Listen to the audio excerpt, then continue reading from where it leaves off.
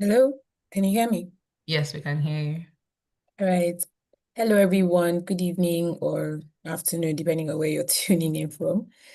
To me, the modern domestic worker is a worker who works with more of a professional outlook on domestic work. So, they come from the school of thought or the regime that believes that domestic work is just as important and should be as structured and as proper as a white collar job would be.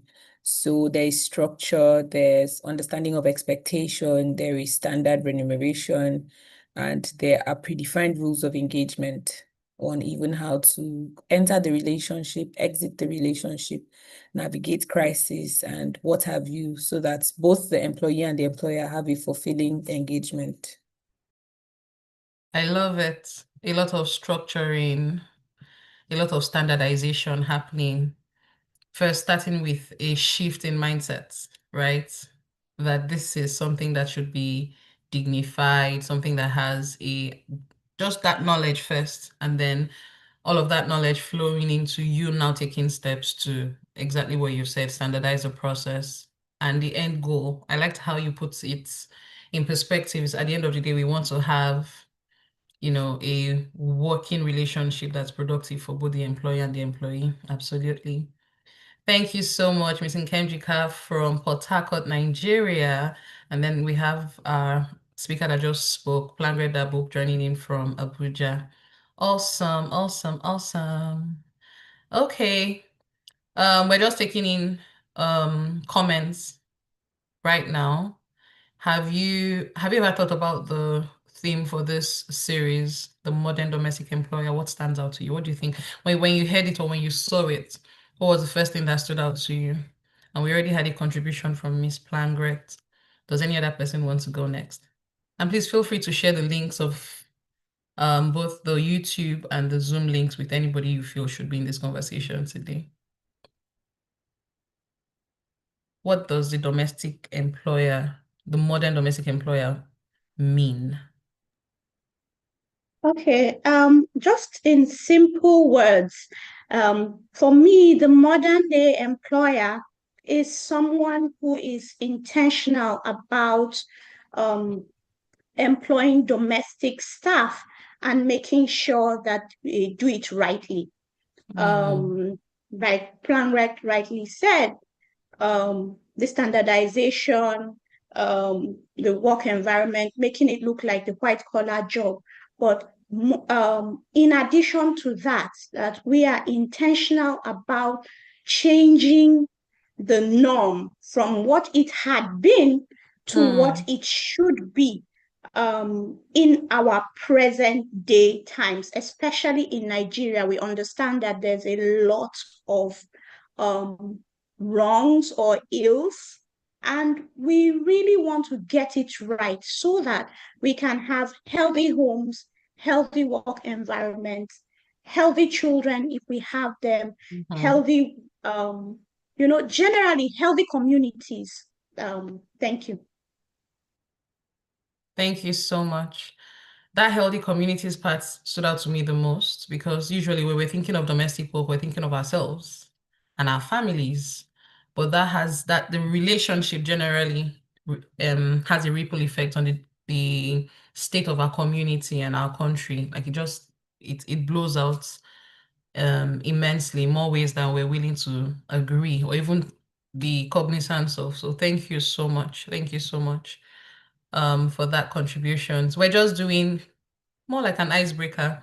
What does the modern domestic employer mean to you? What does it mean to you? Like when you were joining this series and you saw the modern domestic worker, what stood out to you? And there are no right or wrong answers. We don't need it to be too long or too short, just flowing naturally. What came to your mind when you joined this series?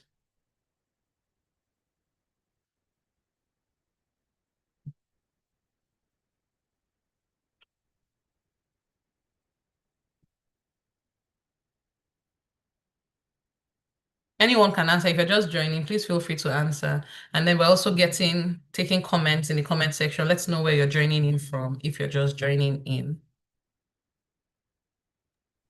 Permit me to add to just a sentence or two to what Mr. Batty said. To me, what stood out to me or what came to my mind was a relationship where both the employer and the employee are willing to learn and unlearn. Because, like you said, or like she said, there are some practices that are obtainable that we grew up, around and we normalized. But both the employer and the employee, if they're going to have a successful modern employment relationship, they have to learn and unlearn. I like that. I like that. Thank you so much. For me, that's like the crux of it. Just identifying that this is how we started, this is what we knew, but there is a way we have realized that there is a way to do things differently, and we're willing to put in that time and effort into doing it. And like Ms. Blangred said, that's exactly what it means to just first of all realize we can do more, then be willing to unlearn, and then come into spaces like this where we can now learn together on what it really means to be a modern domestic employer. Okay, without much ado, we're going to start our program properly this evening. I'm just really excited for today's conversation. It's going to be very conversational, and I'm excited for the particular people who will be who have decided to be on our panelists, more like our panelists, people who will be having this conversation with me today. So I'm going to, please again, if you're just joining in, welcome. Let's know where you're joining from. You can unmute yourself and share, or you can just put it in the comment section.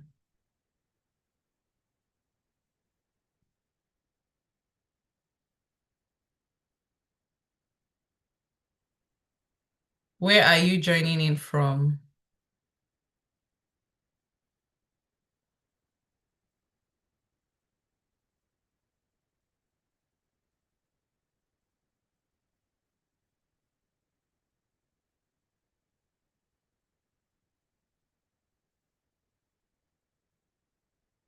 While your comments are joining, while your comments are coming in, I'm going to start sharing my screen. And let's agree that once I call the speakers for today, because we have an amazing set of people, that you will pump those hearts, that we would show appreciation for our speakers and just get the mood up. And basically, let me see your ginger right through your emojis. Send in your favorite emoji as I start to introduce our speakers for today. Thank you so much. To me, joining in from Abuja, we have Ifem Sochukwu. To Mininu, right? Yes. Joining in from Abuja, we have Ifem Sochukwu from Abuja. The Abuja folks are winning effortlessly. Thank you so much for joining in. This is week 4, guys. We did it. It's been 4 weeks, 4 solid weeks of gathering every single day and just every single weekend rather, and just spending time getting better, spending time having those difficult conversations that we would not ordinarily have. And I just applaud you. I applaud every single person on today's um session, whether you're just joining for the first time or you've been here steadily. Thank you for coming. Thank you for contributing to the conversations. Thank you for sharing. This is something we're generally passionate about, and I just feel like we're only as good as the people we're surrounded by. And because we have you in our corner, you are one of our biggest MVPs. So thank you so much. I'm going to share my screen right now. Let me know when you can see my screen, and please keep the love emojis coming in, and keep your comments about where you're joining in from coming in. Thank you.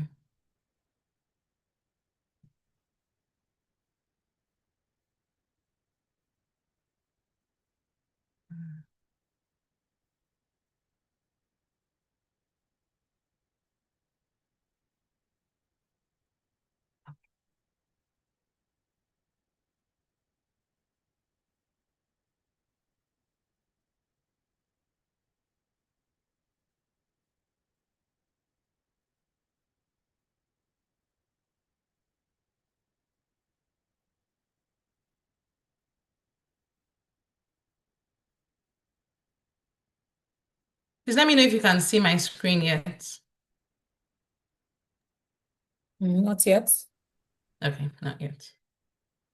Okay.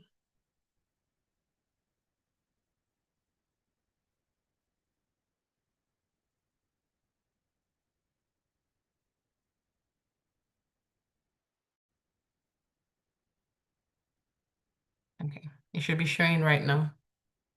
Can you see my screen?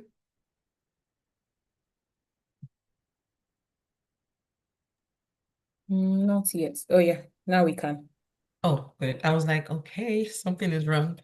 Awesome. Welcome, everybody. We're going to get into the meat of it. And like I said earlier on, it's going to be conversation style. 4 women, 4 stories, 4 different experiences with domestic workers, but I feel like the principles will be the same. So here's what we're going to do. We're going to invite them and they'll put on their videos and they'll start sharing. But before they do that, I have the opportunity and the privilege of introducing these amazing women.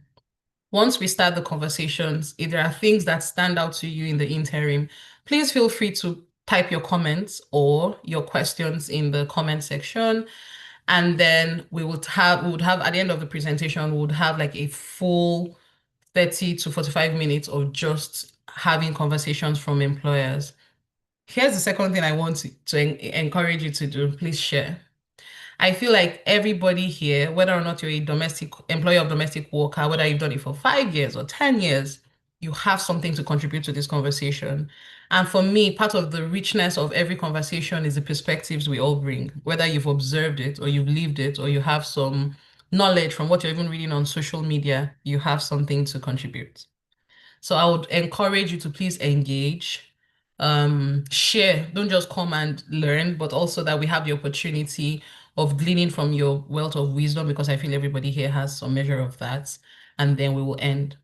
Once we're done, we'll share some other things on how you can continue to be a part of this conversation, because something we're very big on is continuing these conversations. We just don't want to come and do a program and be like, hey, bye, right? We're creating a community where these conversations can continue to happen in many facets. Before I introduce our speakers and before we start, just a little rundown, because I'm seeing some names that have not been part of our journey since week 1. My name is Chagoze Madindu, and I am, by the grace of God, the ED and the founder of Educate the Citizens International Organization, ETSAYO for short, ETSAYO. It's not ETSHO, it's not ETSAYO, it's ETSAYO for short. What we do basically is bridging the social skills gap in Nigeria, in our current educational system. This stems from the fact that we noticed that a lot of our graduates, from the survey we carried out, we noticed a lot of people would transition from the classroom to career, but did not have anybody helping them. Like our educational system is not structured in a way that helps you transition seamlessly from the classroom to career. And so what we started to see were that people would finish with very good grades, but not have the social skills to get good jobs, maintain good jobs. I'm talking about things like public speaking, communications, emotional intelligence, like the good stuff, the real stuff you need for real life. And it wasn't necessarily because they were not willing to, under the premise of Nigerian youths are unemployable. It was more of a lack of communication, a lack of information, rather. Like our educational system prepares you more for intellectual stimulation. So you come out, you have a first class, but you're not bold enough to defend your first class during an interview. You don't have like sufficient interview skills. You don't even know what you're supposed to do when you get into work. You have no networking skills. Like you can't grow because our educational system doesn't provide that. It's not inculcated into our current curriculum. And so what we do as ETSAYO is basically bridge that skills. Bridge that gap, rather, that social skills gap as it stands right now. And so if you go through our website or through our social media platforms, you'll see programs like Etiquette Bootcamp for Children. You'll see us doing interview etiquette seminars for people who are just fresh out of school or people who have been out of school for a long time and have been unable to land jobs. You'll see us do things like etiquette pageantries where people come and we celebrate just character. We're very big on character development, by the way. But all of what we do is premised on the fact that it's premised on self-awareness. We're very big on self-awareness. So when I say etiquette, what you will never hear us preach or talk about is, oh, how to have dining manners, how to have, like it's not your regular etiquette of do's and don'ts. It's focused mostly on understanding yourself, your personal values, who you are, who you were created to be, and living life authentically from that angle. And so a lot of our conversations will revolve more around personal values. Who are you? What are your preferences? Why were you created the way you were created, right? What are the things that stand out to you? What are the principles you live by? Now that you found them, can you show up more authentically? Can you be audacious in your living? And it's just been such an amazing opportunity to have had the amount of impact and conversations that we've started. And you'll find also that one of the things you'll see up with EdSciO is our conversations are not the regular conversations like this program. So we're consistently looking for spaces to start conversations that people would not ordinarily have. We're consistently coming up with programs around ideas and ideals of what we think should be that is not currently achievable in Nigeria. When we started our program at first, we were working mostly in educated spaces. So we're helping students transition to career. We're doing a lot of programs for organizations, training organizations and staff on business etiquette, networking etiquette, just how to be better people, whether it's leadership or it's just, regular stuff. And something we discovered was there were this category of people who were transitioning to career but did not have a school experience. So there was no classroom experience per se. And so a category of people were domestic workers. Nobody teaches them, right? But we saw also that we had a need from domestic employers saying things like, I want a professional nanny. But nobody professionalizes them. They don't have a school where they go to get certified enough for you to even be able to employ them as professional nannies. And so we created this program. We started this program in 2023, and then 2024, we did 2 cohorts where we graduated a lot of domestic employees.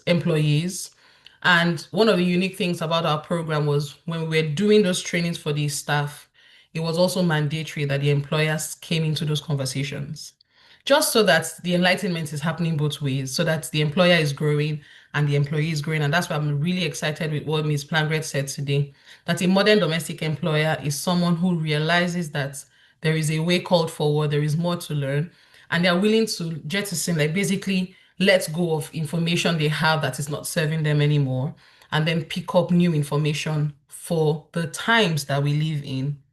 Domestic work we don't have like a manual we're working with. But now, as modern domestic employers, we're realizing that there is a way to do this thing. And so after the 2 cohorts, my team and I came together and said, because of the power dynamics as it currently is between the employer and the employee for domestic work, why don't we have a whole session for just employers? How about we bring in a lot of employers and have them have this conversation and just invite people into a space to basically start to think of what we really want to achieve in our homes and how we can be the people who can achieve them such that we can attract the caliber of staff that we need to partner with us in achieving our goals for our homes. And that's how the Modern Domestic Employer Series was born. And by implication, that's how the Domestic Employer Circle was done. So this conversation is a 4-week conversation ending today. Please pump your hearts and clap for yourself for making it to one of the sessions or all the sessions. We're just happy you're here. Celebrate yourself, but it's ending today and we're just really excited for the kinds of conversations we've had, before now. Today, okay, and then just before I move into the session for today, we now have a domestic employer circle, in case you didn't hear me before. Well, we have a domestic employer circle where we consistently have this conversation moving forward. The idea is also to build a community of employers, a safe space where you can come and rant, where you can come and get ideas, where you can come and get training, where you can be supported, such that you're not feeling lonely, you're not feeling isolated, you're not wondering by yourself, what do I even do? A lot of us did not have a script we're working by. We're simply implementing some of the things we saw our mothers do. Yesterday, I was talking with someone and she said, my mother should literally get an award for maltreating her staff. This is what I saw when I was growing up. These are real conversations. Our mothers didn't know any better, right? But we're a different breed of people. And I don't want you to feel like some of the ideas you have are weird because if you're progressive and you're thinking, oh, I shouldn't treat my domestic worker like this, but you have neighbors and friends who are still doing those things, it can feel very defeating in nature. It can feel very discouraging. And so we're trying to create a community of like-minded people who are saying, there's a way to do better, but I just don't know where to start. Then you need to join DEC. DEC is our domestic employer circle. All of that fine stuff you will know about once you're done, but I just felt like it would be better to start this conversation, helping all of us be on the same page and helping everybody understand the why, the what, who we are, if you're just meeting Etayo for the first time, and where we're going to with this program. Whew. Okay, today is a panelist conversation. We're just ending the week with a group of amazing women who I will be introducing, who will share their stories with us. Sit back and enjoy. Like I mentioned earlier on, today's conversation is focusing on week 4's topic, real stories, real homes, real lessons. But what we've done so far in this journey, and we had said that we would only allow the replay to be available for 1 week, but we got a huge, appeal from people saying, please leave it open for the rest of July, just so that people have access to it. So if you go to our social media platform, specifically our YouTube channel, you will see all the content for week 1, week 2, and week 3. After the end of July, we would make it will become part of our paid resources. So please go in there and binge on relevant, insightful, life-changing, transformatory information that we have there. Our first speakers for week 1 talked about changing faulty mindsets that create chaos. What are the mindsets we have as employers? Some of us just believe I'm doing them a favor. You hear people rant on social media and say, after all I've done for you, I changed your clothes, I did this for you. But sometimes we forget that it's a mutual relationship. As we're doing for them, they're also doing for us, right? So it's not necessarily one-sided. And that's why if you hear me speak a lot, you hear me talk about the power dynamics, right? We feel like we're doing them a favor. We feel like we made them, but these people are also rendering service. So we're hoping that at the end of week 1, a lot of us moved away from that conversation, realizing there are certain things I have been doing that are not okay. There are certain mindsets, first of all, I need to change just to change my perspective on how I'm looking about this thing, how I'm looking around and talking about this thing enough for me to even realize that there's a way to do something differently and then start doing it. By week 2, we talked about values-based hiring. How can you hire somebody based on the culture you're trying to build in your home? And so we said that's like the overarching conversation, but we started to break it down and ask employers, what are you even building? What's your family culture? Have you ever sat down to say, in this family, this is what we want to achieve? Have you ever had that conversation where you're like, these are our values in this family? So anybody I'm getting in has to be honest, has to be a person of this faith or religion. Do you have like a spec? Who is your spec? And based on that, what are you trying to build? Do you like people who, within a particular age range? Do you want someone who is educated? Do you just prefer people who cannot read and write? Like, what are your preferences? How do they align with your values? Then how can you start to look for those people that align with your personal values and your home culture accordingly? So if one of your values is education and enlightenment, you have no business going to interior villages, for instance, to get people who are not educated. Because usually that's where the mismatch happens, is that you're not even aware of what you're building. And by the way, every home has a culture, whether you're intentionally building it or not, there is a culture in your home, right? And then part of our conversation for week 2 was also sex-proofing your home. And this conversation for me was one of the best topics so far because it was a wake-up call for us. We're protecting our homes from predators that come from outside in form of domestic workers, but we're also creating an environment in our house such that we can identify the predators within our homes and protect these domestic employees rather than staff who are coming into our homes.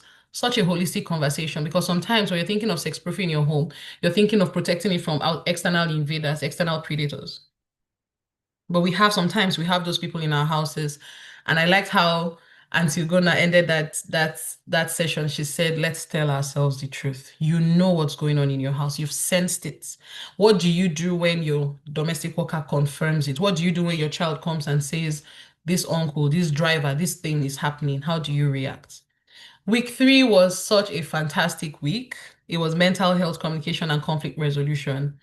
And I remember saying that mental health is a big deal for me because we're in Nigeria, I don't know that it's a thing that we pay attention to enough.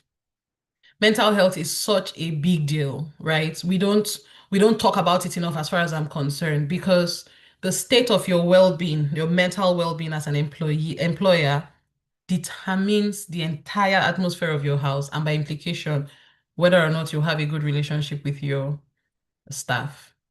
How you correct, how you communicate, how you resolve conflict, all of that plays a huge role. And so we're ending week 4 today with real stories. Like we've talked throughout week 1, 2, and 3. Throughout July, we've just been us talking and re-strategizing. And so by week 4, we're going to have people who will share real life stories. And I'm super excited for week 4. Are we excited? Is anybody feeling the excitement already ahead of week 4? Please send in your love emojis, your favorite emojis, pump them in. These are our speakers for today, members of our panel. And I'm super excited to have the opportunity to thank you so much, to be introducing them. Our first speaker today is Princess Ukwoma, and she is the founder of Mom Circle NG. Please, once I introduce you, feel free to put on your videos so that our audience and people watching online on our YouTube channel can also see your faces. So Princess Ukwoma is the founder of Mom Circle NG, and that's a community dedicated to supporting Nigerian mothers through connection, education, and practical resources for every stage of motherhood. Amazing. She's also the CEO of Explicit Foods, a certified culinary professional. She's also a digital marketer and an entrepreneur. As a wife, mother, and experienced employer of domestic staff, she has developed practical systems for building respectful, structured, and healthy working relationships within the home and workplace. Princess believes that peaceful homes are built through intentional leadership, clear communication, mutual respect, healthy boundaries, and well-defined expectations. Through both her personal experience and community work, she is passionate about helping families create environments where parents, children, and domestic staff can thrive together with dignity, trust, and shared responsibility. I also want to just say that for context, when I met Princess for the first time, one of the things that stood out to me was how she kept saying, I just feel very lucky with the caliber of people I've gotten. Like she hasn't had any traumatic experience. And if you've employed domestic workers enough, you'll know that she's like the 1% of those who are lucky. It's not a very common story. So with lots of joy in our hearts, I want us to pump those hearts and welcome Princess Ukwoma. Right beside her there is Plangre Debub. Plangre Debub is a lawyer with over a decade of post-call experience with a career spanning regulatory compliance, banking supervision, program management, and governance across both public and private sectors. Plangret's work sits at the intersection of law, policy, and institutional development, with a particular interest in creating systems that drive accountability and sustainable impact. She's the founder of TYP Moms, and when she puts on her video, you would see that as her background. A community that supports early and mid-career mothers in navigating the realities of career growth, family life, and personal development. Beyond her professional network, Plangret serves as a youth leader and worship leader in her local church, where she's passionate about mentoring the next generation. You guys, I can't see your hearts pumping. I can't see those love emojis coming in for our speakers. She's also happily married and is a proud mother of 2 sons. She's deeply passionate about strong families, marketplace apostleship, sustainability, and anti-corruption and governance reform. She believes that thriving homes are the foundation of a thriving society and enjoys sharing practical insights on balancing career, leadership, and motherhood. Can you see that you're in good hands? And I'm really excited for Ms. Plangret's just wanting to be a part of this because she's been a stay-at-home mom who has had domestic workers in that regard, and then she's also been a professional working mom who had to navigate and make some pivots just make some changes in the process of moving from different stages in her life. And so she contributes richly to this conversation. Right beside her on our screen is Miss Nene Oche, and she is the managing director of QBS Global and a certified management consultant with around 20 years of experience in quality management systems. A specialist in human factor optimization, she excels at turning complex organizational frameworks into practical human-centric workflows. Bringing a unique perspective to the Modern Domestic Employer series, Nene is an alumna of the 2023-2024 EDSAYO program for employers.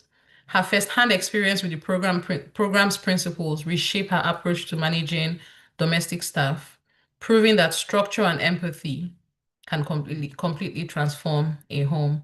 It was when she was a participant in our program in 2023 that I met her for the first time. And it's just been an amazing, amazing experience watching the transformation happen for both she and her domestic employer. So she's going to be sharing with us some of the things that changed after she attended our program in 2023 and where she was before then, and just some of the lessons she has learned on her journey. And last but not the least is Ms. Zibeti Ogodo. She is the Chief Executive Officer, CEO of GIVA. GIVA is the Global Integrated Education Volunteers Association. She holds an MBA and a bachelor's degree in urban and regional planning from Ahmadu Bello University, Zaria, Nigeria. Passionate about women's empowerment and holistic education, Zibeti has led and managed numerous high-impact development initiatives, including the Female Local Area Mechanics LAMS project. It's a project with WaterAid Nigeria, the Opportunity Fund project with the US Embassy Nigeria, the Generative AI project in partnership with Microsoft and data.org, Give Us Choices STEM Club project, and the Educate and Empower Persons Living with Disability project with Global Giving.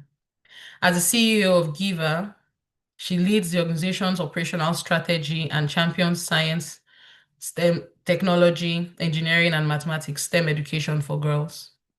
Through GIVA's Holistic Education and Learning Services, HEALS, she has mentored and counseled over 150 GIVA ambassadors, helping them secure university admissions and scholarships worth more than 600,000, with many of them going on to lead impactful programs and community initiatives of their own. In other words, if you're looking for scholarships for your children to study abroad, Ms. Zibeti is your person. But beyond her professional work, Zibeti brings a deeply personal perspective to today's conversation. She's also an alumna of the EDSAYO's Employer Program. She has experienced firsthand how intentional learning can transform the way employers build relationships with and lead their domestic staff. So she joins us today to share both her professional insights and her lived experiences as a domestic employer. Zibeti is married to architect Solomon Ogodo and is a proud mother of 2 daughters, Kome and Carol.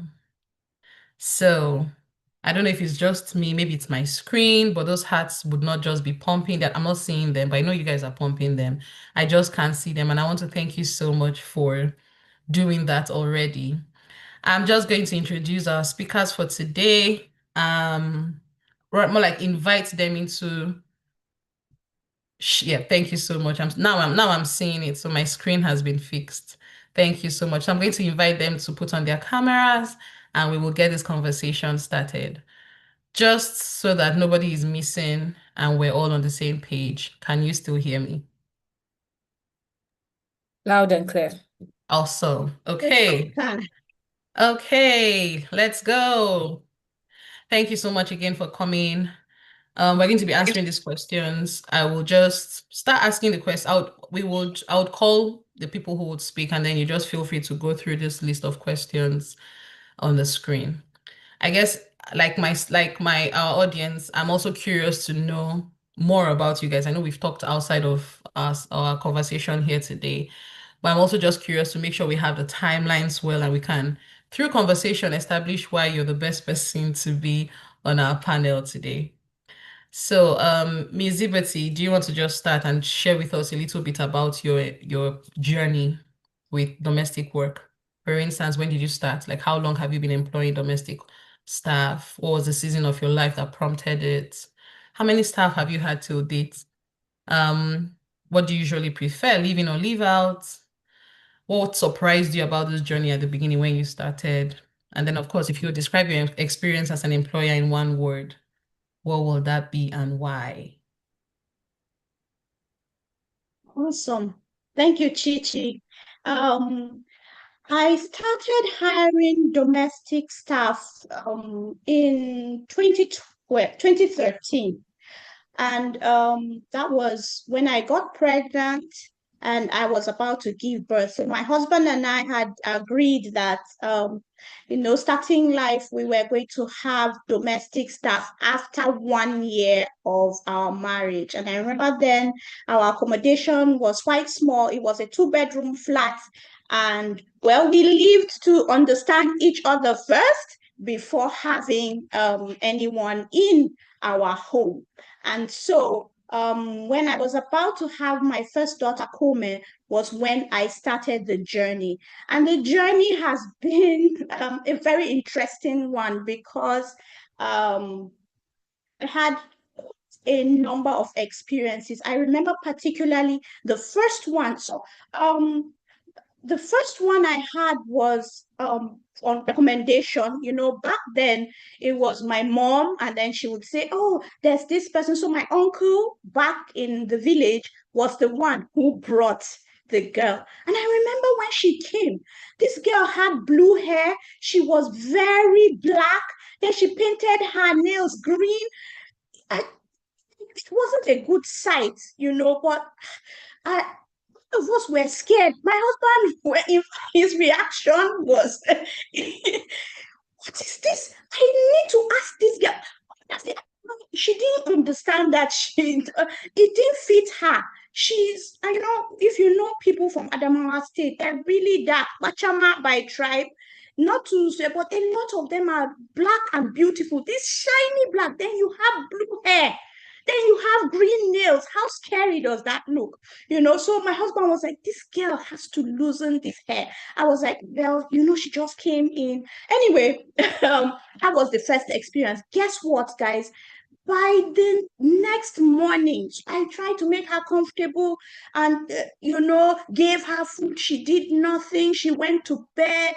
I gave her the best meals. There was AC in her room. I felt that this girl coming from the village where she sleeps on the floor and so on and so forth will be excited to come to this environment. Guess what?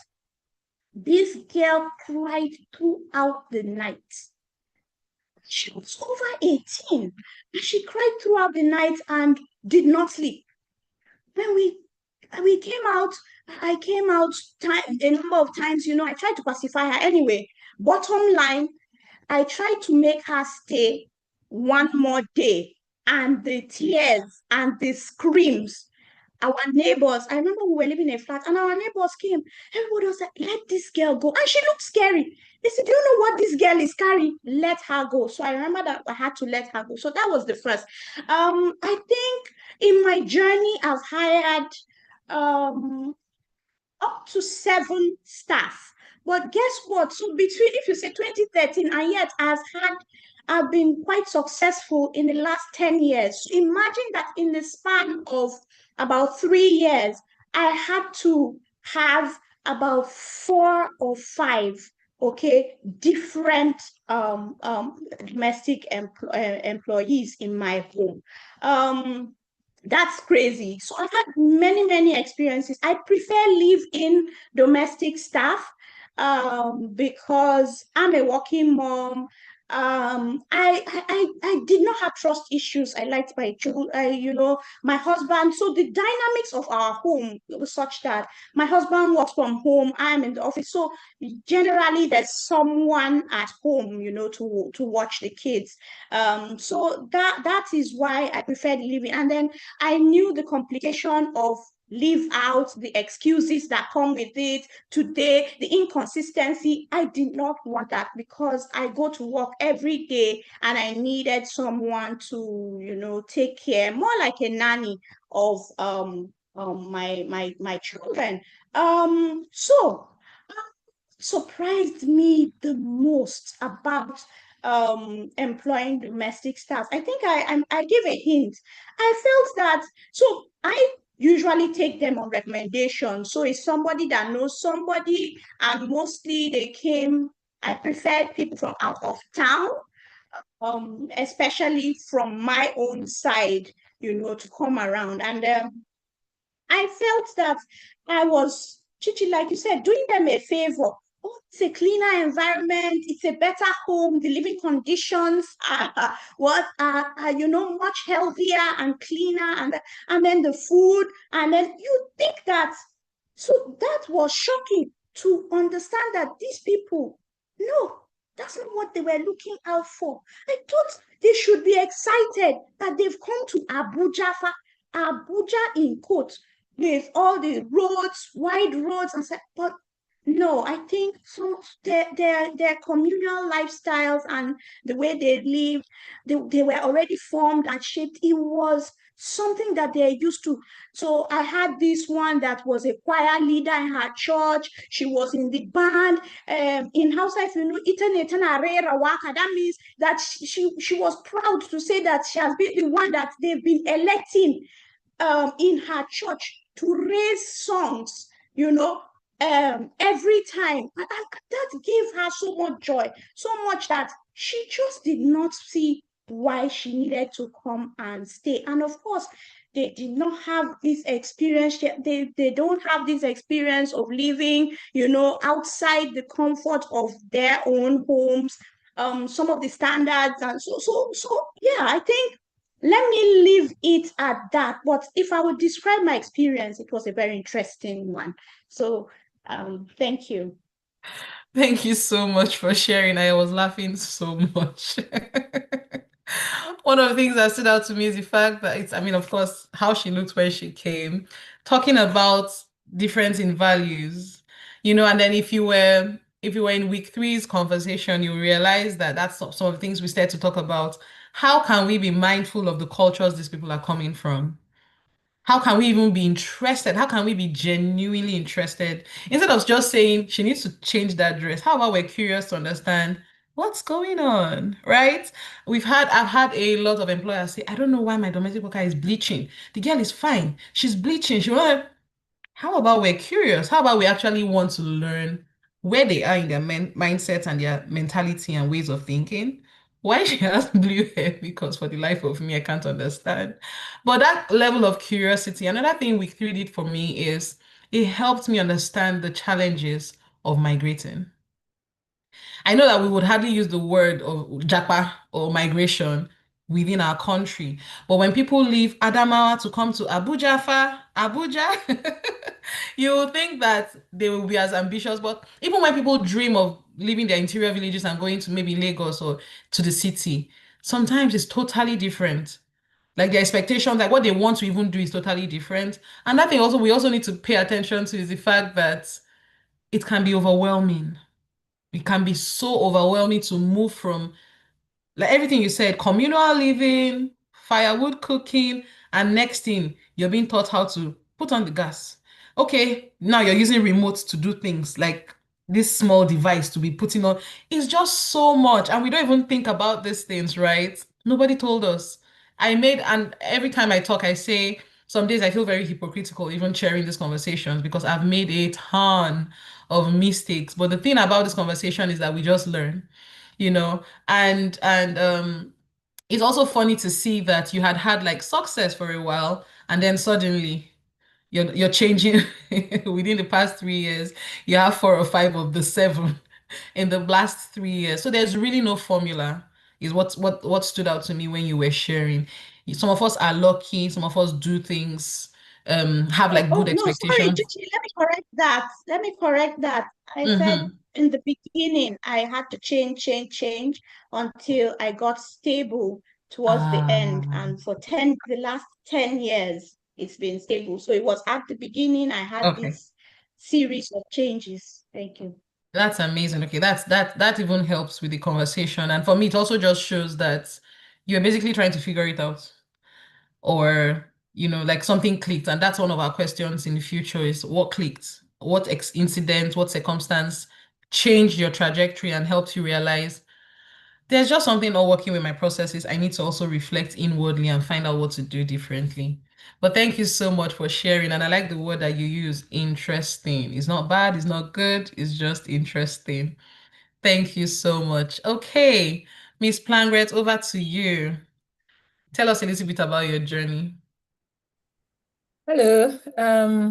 I'll start off by saying my journey is very interesting. It's been very interesting and chaotic, and I think Chiagozem is laughing because she's been there for a large chunk of it.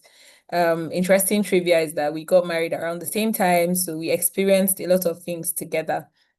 So when you asked Mr. Batty the question, I didn't even know how to start answering because I have different stages. So officially, I've had 4 commercial helps and then 2 family members who are young girls, like teenage girls, who have come to stay with me. So if like Zabati and I are from the northern part of Nigeria, then you know that the tendency is that you have family members, not always close family members, a bit distant sometimes, or people around who would request that you take on their children, raise them alongside your children.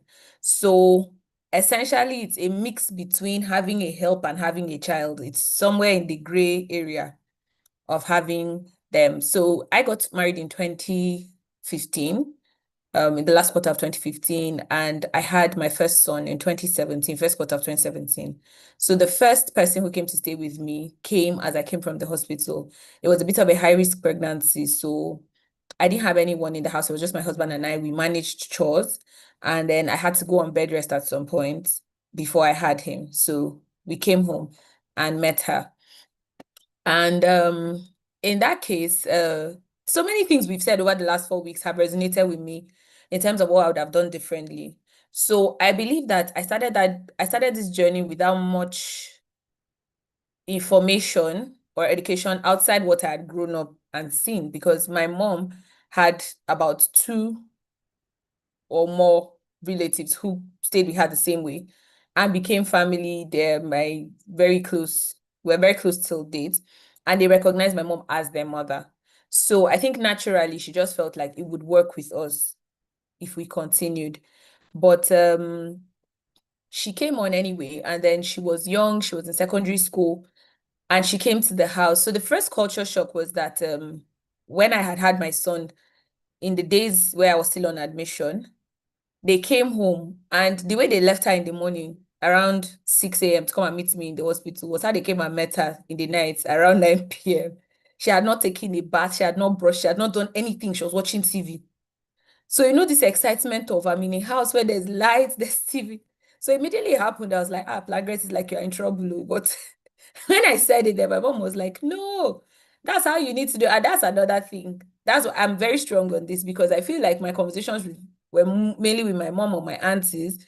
So even when my God told me this was not going to work out, then their response was more along the line that you have to be more patient and see it out. So we came home anyway and started like that. And because I had a high-risk pregnancy and there was some stuff, it took me a bit of time to give her an orientation on what to do. And like Chichi rightly said, when people come from a particular background, you assume that at a certain age, or the assumption of everyone is at that age, they're teachable. So you can show them how things are done. You can explain the culture of the house. And that was not my experience at all. Ironically, she was very book smart, which is not something that you see because of the differences in the educational system. So she was quite book smart. But in terms of character, it was very low. So by the time I'm showing her this is what to do, I'm easing her in, I think we're having a conversation where I'm training her, but in her mind, it's just like, what is all this nonsense? Like, why are you telling me to do this? Why are you telling me to do that? So it became like a cat and mouse chase of she would hide to do things, or she would try to do things on the sly. And just like Zibati was a 2-bedroom apartment, so what can you really do that I will not find out eventually? So it came and then it got quite toxic. So anytime I want to be like, no, I'm not going to do this, then they're like, no, beg. She too will come and beg. And then the moment she begs, after 2 weeks, we're back to the same thing. And this was extremely chaotic because at the time I was a stay-at-home mom. So what even made me survive this season, I was a stay-at-home mom. at the time, and I decided to stay with my son for some time before I went back to work. So I was able to do a lot of things myself. And then we had this dynamic going on until it came to a head, and then it became very obvious that she just had to leave. So she left. And one thing I learned from there, because as Chichi established, most of us go to Family Worship Center. I'm very thankful for the teaching I got there, because I had friends who were youth ministers. I hadn't joined the youth church at the time. So at some point, I'm just like, there's something I must be missing. So I need you to talk to this child. And they gave me some perspective, and it made me humanize the situation, because I now looked at people who I had grown up with, their mentalities, their ideologies, and even the fact that the lines were so blurred with this arrangement that it was never going to really work as effectively as I thought it would. Now, it doesn't mean it doesn't work for other people, but if on the DC group, I had dropped my thoughts about that.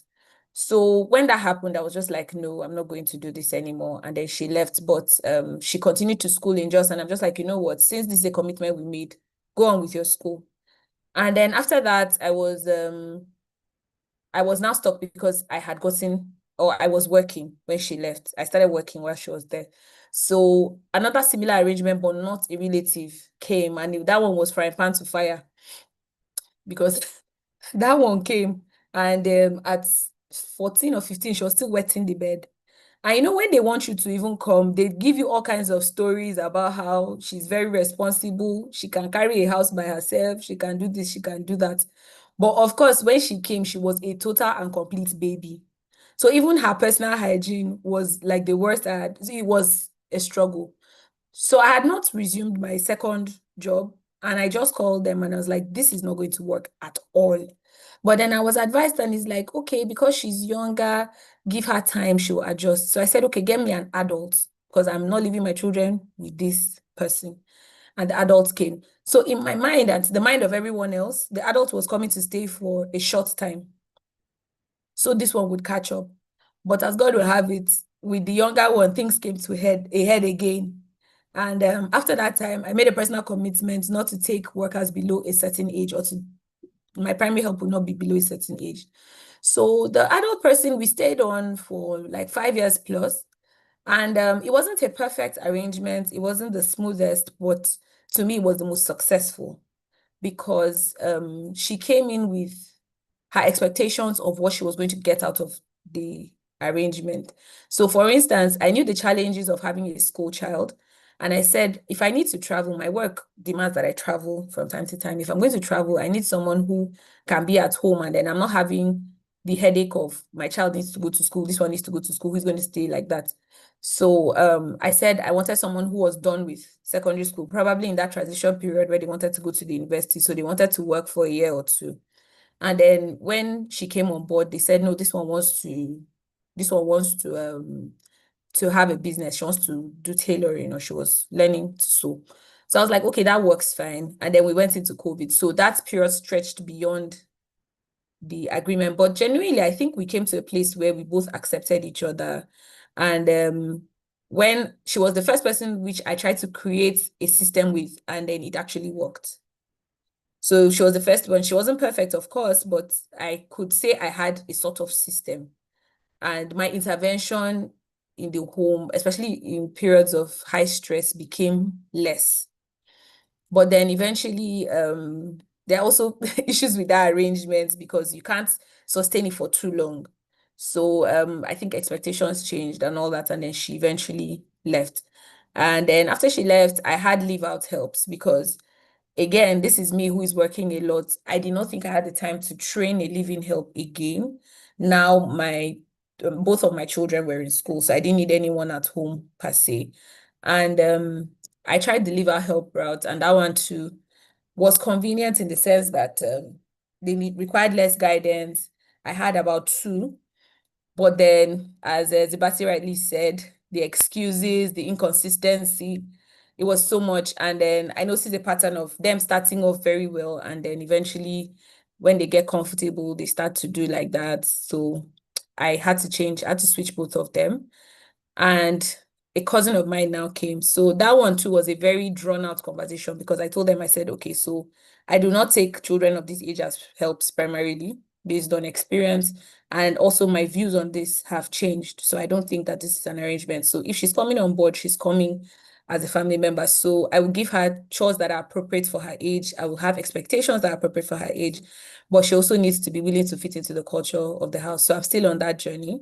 And I also have someone who is live out, who comes and goes, who is also an out of school child. She's still in her teenage stage anyway, but she's more focused. So I'm not having issues of I went to my in-laws' house, I'm going to farm in the village, my child is going for immunization and you don't show for 3 days. And with that too, I had my reservations, but we came to an agreement because they said that the idea of the arrangement was to fund her schooling. So I involved myself in making sure that that is what happens. So we have a financial agreement to make sure that I'll personally make sure she gets or her money is paid to school and then she's covered like that. So like I said, it's been very eventful, but that's where I am now. Thank you so much. Oh, wow, amazing. A few of the things you said stood out to me. First of all, you said commercial helps. I want to take that to mean people you were paying as opposed to family members who lived with you in exchange for maybe like the Amana culture we had talked about before. And just for context, during I think it was week 1 or week 2 in our conversations with in the DEC circle, something that came up was Amana, the northern practice of giving out a child and asking the person to treat your child well as if it was their own in exchange for ensuring that the child has a better future or experience or exposure. And I remember one of the questions we were trying to answer in the circle, in our domestic employer circle, was, is the Amana child a house help or a child of the family? And I liked how you put it. You said it was for those ones, they are usually in that in-between phase where you're trying to figure out whether they're really working for you or whether they're the house staff, like a staff in the house. And it gets very blurry. Sometimes you overdo it in one extreme or the other. But I also like that you mentioned something which a lot of us struggle with and we don't pay attention to, and that's trusting your guts, right? Like, how do you balance getting advice from people who have done this thing, who have walked this path way longer than you, even before you start getting help? Because when you have such support system like your mom or your aunt, and they've done this thing before, and you have seen whatever successful experiences you've seen in their lives, how do you trust yourself enough as a domestic employer, to start to create your own pattern or be curious about your own journey? I don't know that there are any specific follow-up answers to that, but these are some of the questions I had in my mind from what you were saying, and I found it to be very helpful. The other thing I wanted to highlight from you, from what you said, was the thing about assumptions, and I'm just going to tie it to what Ms. Zibberty said, is that sometimes the conversations we have or the expectations we have with our domestic employees, the staff, are based on assumptions. So if they're coming to town, for instance, and I'm sorry, I'm getting distracted by some of the comments because they're just hilarious. But if they're coming to town or into the city from their villages, we make a lot of assumptions as to what that translates in their lives, what that looks like in their life, what do you think they're coming to enjoy? Like, it's based on assumptions. And I think one big lesson there for me is to be curious and be genuinely interested in these people, like find out their why, find out their reasons, understand them. And that's something that we've been building on from week 1. How can we be curious enough to really see these people for who they are and establish a relationship that allows us study them so that there's an alignment, or where you discover that this thing is not going to work. And again, you trust your guts and you come to that conclusion fast. Because sometimes the issue with delaying your gut feelings is you delay doomsday. So you're stretching this thing out, you're playing it by the ear, you're hoping against hope. But that's enough time for you to have found somebody else to invest in, start another orientation and see if you can grow. Yeah, but thank you. That was a very helpful introduction for you. And I could also just see you moving between different phases in your life, making decisions as you go, coming to certain conclusions and realizing this doesn't work for me. And I think that even though we're having this conversation and we're saying, okay, people should get better, I don't think that these conversations can completely walk you from making your own mistakes. Is that you will walk some journeys by yourself. You will learn from other people's experiences, of course, but you'll walk this journey and learn what works for you and what doesn't work for you, and that's okay. So just an invitation for us to know that it's okay to make mistakes on this journey and come to those conclusions yourself. Thank you so much, Miss Blangret. I'm going to hand it over now to Miss Nene to share a little bit about her journey. Is she here?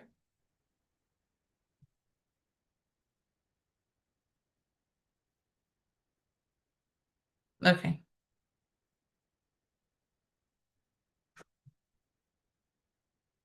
Okay. Is Miss Princess here too? I'm just getting in right now, but I can, it's been a very stressful day. I say I have to make sure I make it today. My baby has been in the hospital. I spent all my day at the hospital today. My baby, she's just 3 months plus, so it's been a bit of back and forth. Good evening, everybody. So I would have loved to share my screen, but okay. I look a bit stressed, so pardon me. Sorry about that. Oh, thank you for still making it. I know it's my first time. I'm like, oh, I have to just try, to make it here. So I'll just say a bit of my story. I don't know I'm trying to find the background I can use. 1 minute, please. I'm just trying to find a background I can use. Any background works, right? Okay. Yes, anyone works. Okay. Hold on. While Miss Princess is getting ready, can you just share some insights that have stood out to you so far in the conversation? Yes. We're sending lots of love to your baby. Oh, thank you so much, everybody. Thank you. Thank you. Okay. So I'm trying to get into the. I'm not going to do that. I'm trying to on my video, but I don't know where to go to. Okay. Uncle Fego, welcome. So we're grateful you're joining us. We like to see men in these conversations. Thank you so much Hi, for joining. everybody. Come and take Mona. Come and take her. Take her. And off the car. Hi, good evening, everybody. Sorry, I'm super stressed. Okay, my name is Princess Ukoma, and I've had a stressful day, but I'm going to just see my experience on, domestic staffs. So before I got married or before I became a mom, I always wondered, how people were able to, thrive, in their homes without house helps. Because I remember my husband telling me that, oh no, he doesn't think it's comfortable having, a third party. When I mean a third party, like someone we don't know, no family member, more like someone we don't even know what their background is like. But when we started the journey, when I become pregnant, then he changed his mind. He's like, no, I think we need help. And I never knew that this was like a big, will I say a big franchise where they have agents and people are actually paying to get helps. The normal traditional way we know was, oh, someone will call from the village and say, oh, I need someone, and automatically someone one auntie will say, oh, I have somebody, or I have somebody I can send down to you. So I found out that you could get agents to get staff. I'm like, oh wow, nice. So from there I met a few agents, and one thing that I noticed was that these people, they actually come from different backgrounds. And at first I didn't really understand, the dynamics of how it works, because I would say I'm a very spontaneous person. And my husband would tell me, these people, they don't think the way you think. If you think they will do this thing how you think you might want, you might actually just make mistake and feel like whoever you get, they're not perfect for what you want to do. So it made me change my mindset. Sorry, so a call is coming in. Can you hear me? A call came in. Yes, we can hear you. Okay.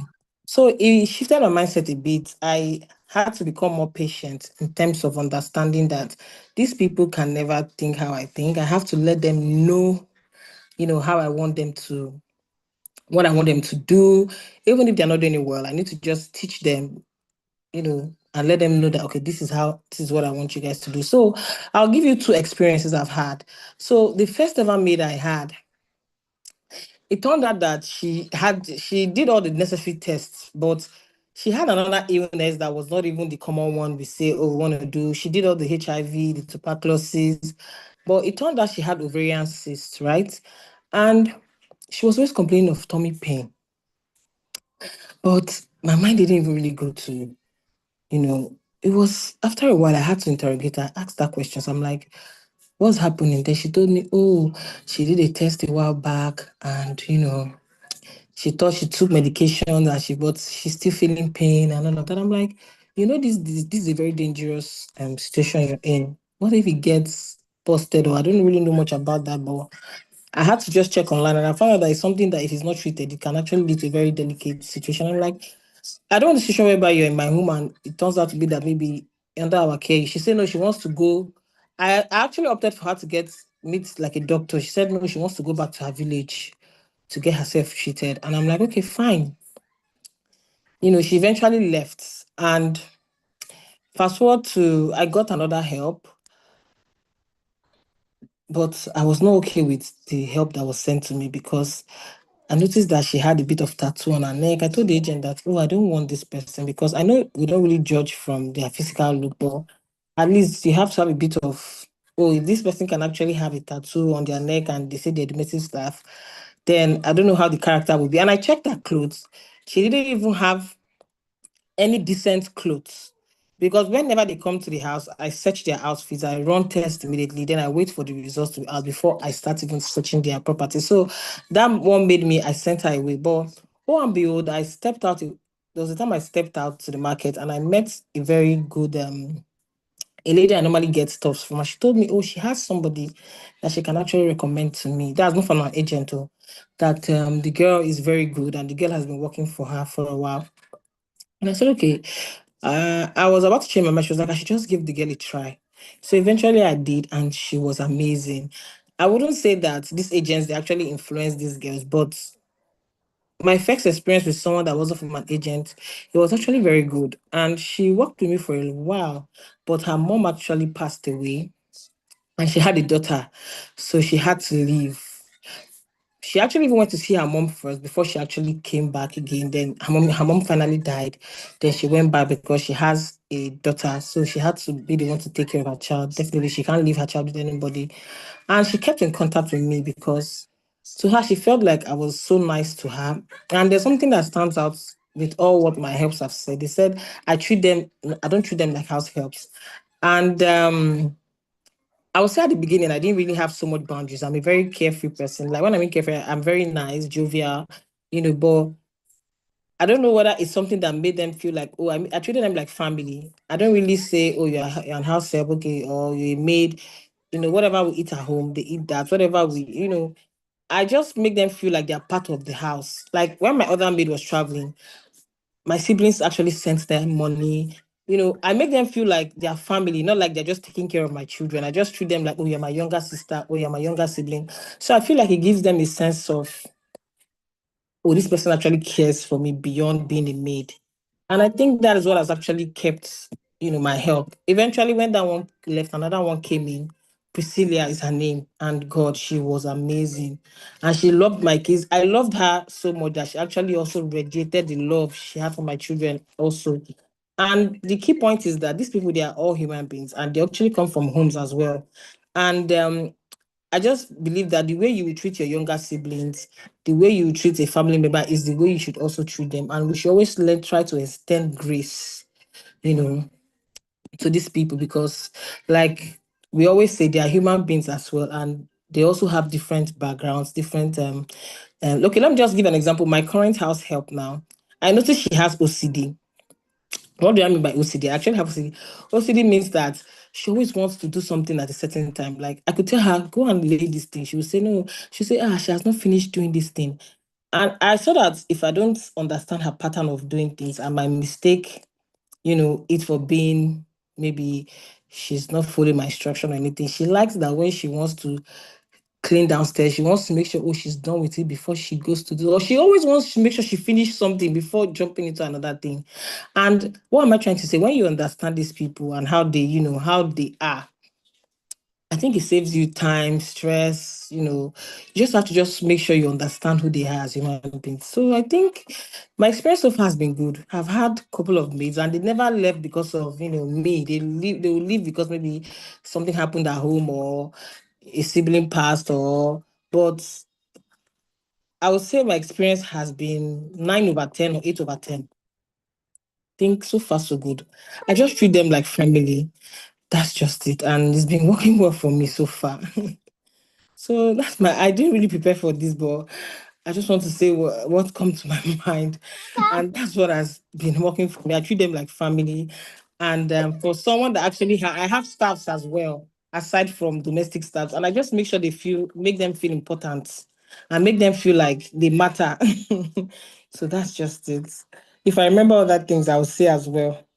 Thank you so much, guys. Thank you so much. Thank you. That was amazing. A lot of things you said were like really, really good insights. One of the things you just said now was the fact that you noticed that there was a pattern. Thank you so much for pumping those hearts. Absolutely. You noticed that there was a pattern and a rhythm to her work. And over time, you had to distinguish it from being stubborn or being disobedient. That for me is a curiosity I'm inviting us into having. How can we step back from assuming? We've talked about assumptions. How do you not assume that this person is being disobedient and being curious enough to understand how they think, why they do what they do? Yes, we have the expectations we have, of them in that role, but how about we spending time to study these patterns and distinguish it? I also like that you said you treat them like family, and I want to pay just buttress some points about that and what I feel works or doesn't work. When you say you treat them like family, my assumption or what I'm thinking, and I'm seeking for clarification if I'm not on point, but is that you treat them with empathy. You're kind to them, the kinds of food you eat, you give them. So you're not biased, you're not condescending in your approach to their well-being and especially how they interact with your children. I also liked that you knew that the amount of love you radiated on these people was eventually transferred to your children. One of the things I tell a lot of employers is when we say we treat them like our children or like our family members, my understanding or what it should be like is that the same way you will care for your family members, you will care for them. Where the line starts to become blurry is when we forget that this is a professional relationship. Is where we start to imagine that if you can spank your children, then you should be able to spank these people. Is where we start to seize their gadgets. Oh, I'm seizing your phone, right? Yes, treat them like family, be kind to them, be a human being, basically, and understand that they're human beings, is what I'm hearing you say. But sometimes that assumption like that they are family blurs the line and we start to get into spaces in our relationship with these people that we have no business getting into. And I'm swinging to the other extreme of kindness, right? If we do not have a good way of treating our children, or if we're seeing our 18 and above, even if you're not 18 and above, but if people are working in your house in that capacity, it's also important to understand that you should treat them like their family, but in reality, they're not your family members. So it's just that sweet balance of being kind and nice to them, but also being professional enough to know that this person works for me.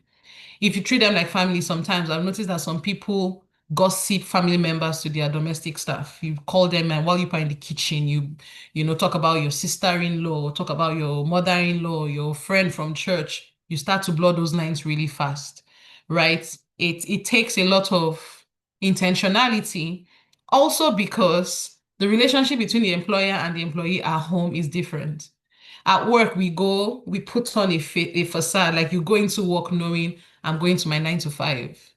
Then you leave the office and then you put on your mommy cloak or you put on your daddy cloak and you come back home. So that's different. But your house is for sleeping and is also for work. So sometimes those lines get very blurry really fast. Okay. Thank you so much, Princess, for that. That was so good. Our last speaker for this session will be Miss Nene. Miss Nene, can you hear us? Our network keeps kicking her in and out, but I'm hoping she's here now. Can you hear us? Yes, an older friend, mentor of mine who we lost some years ago would always call them the gremlins. Everything will work fine until it is now time for you to do something important. All right, can you hear me? Yes, I can hear you loud and clear. Can you hear me? Yes, I can hear you. Daisy. Can you hear me? Yes, I can hear you. We can hear you very well.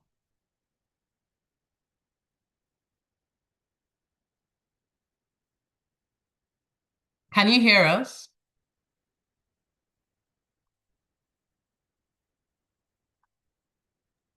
Our network is going off and on. Okay.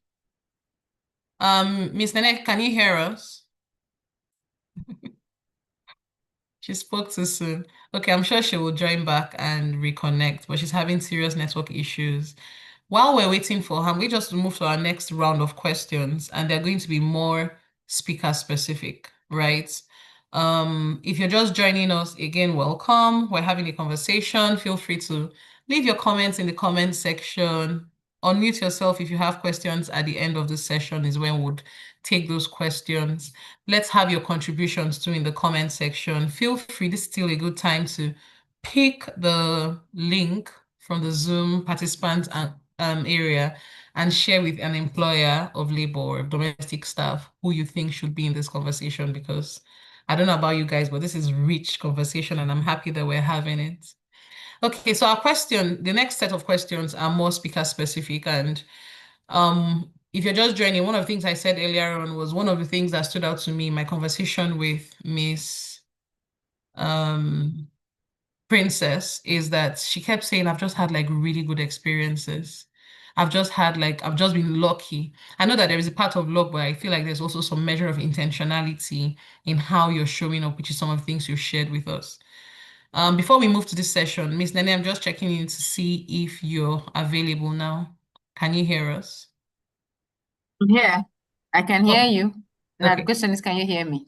Yes, I can hear you very well. Can you still hear Okay, me? so let's not look for further trouble from MTN, or let's MTN not cause further problem. Can I keep my video off for the meantime? Let's Yes. optimize the bandwidth until Yes, I'm let's sure that go. everything is nice and dandy. All Right. right. Thank you so much. Yeah, Chiagozim, it's nice to be here. To maximize or to make the most of our time, I'll just go straight to the questions and answer them. When did I start hiring domestic staff? I started hiring domestic staff after marriage, way after marriage. In fact, the thought of anybody living with us at all was something that we didn't want to engage in until, in fact, even children, which ended up being like a curveball. But we even thought, we said, okay, just like I think Zebati said initially, we said, okay, let's understand ourselves. Let's see how we roll together as individuals before children come in, and let's know whether it's my natural tendency to shout before a child comes and say, no, it's because the child is there, you know. And so the same thing applied for any external person. We did have, I mean, a couple of relatives over once in a while, but that didn't hurt. But straight to the point, the domestic staff, my mom was very intent about me, or about us having a domestic help right after marriage. And I said to her, and I quote, "Mommy, if you want me to have a help, I don't have a problem. Even me, I want a help. Wow, who doesn't want to kick their legs up? But you know what I'm going to do? If you agree that I can send them to your house for 6 months, you will train them, you will do all the shouting, you will go, at least let them start with your own standards, minimum standards. When you finish training them and you certify them okay, you can now send them to me. I'll be okay." And my mom was like, "Who is doing that one with you?" And then I said, okay, so if you're not going to do that, then leave me alone, because I cannot do the shouts that I saw you do. As a young person growing up, from when I was a child, we always had people living with us.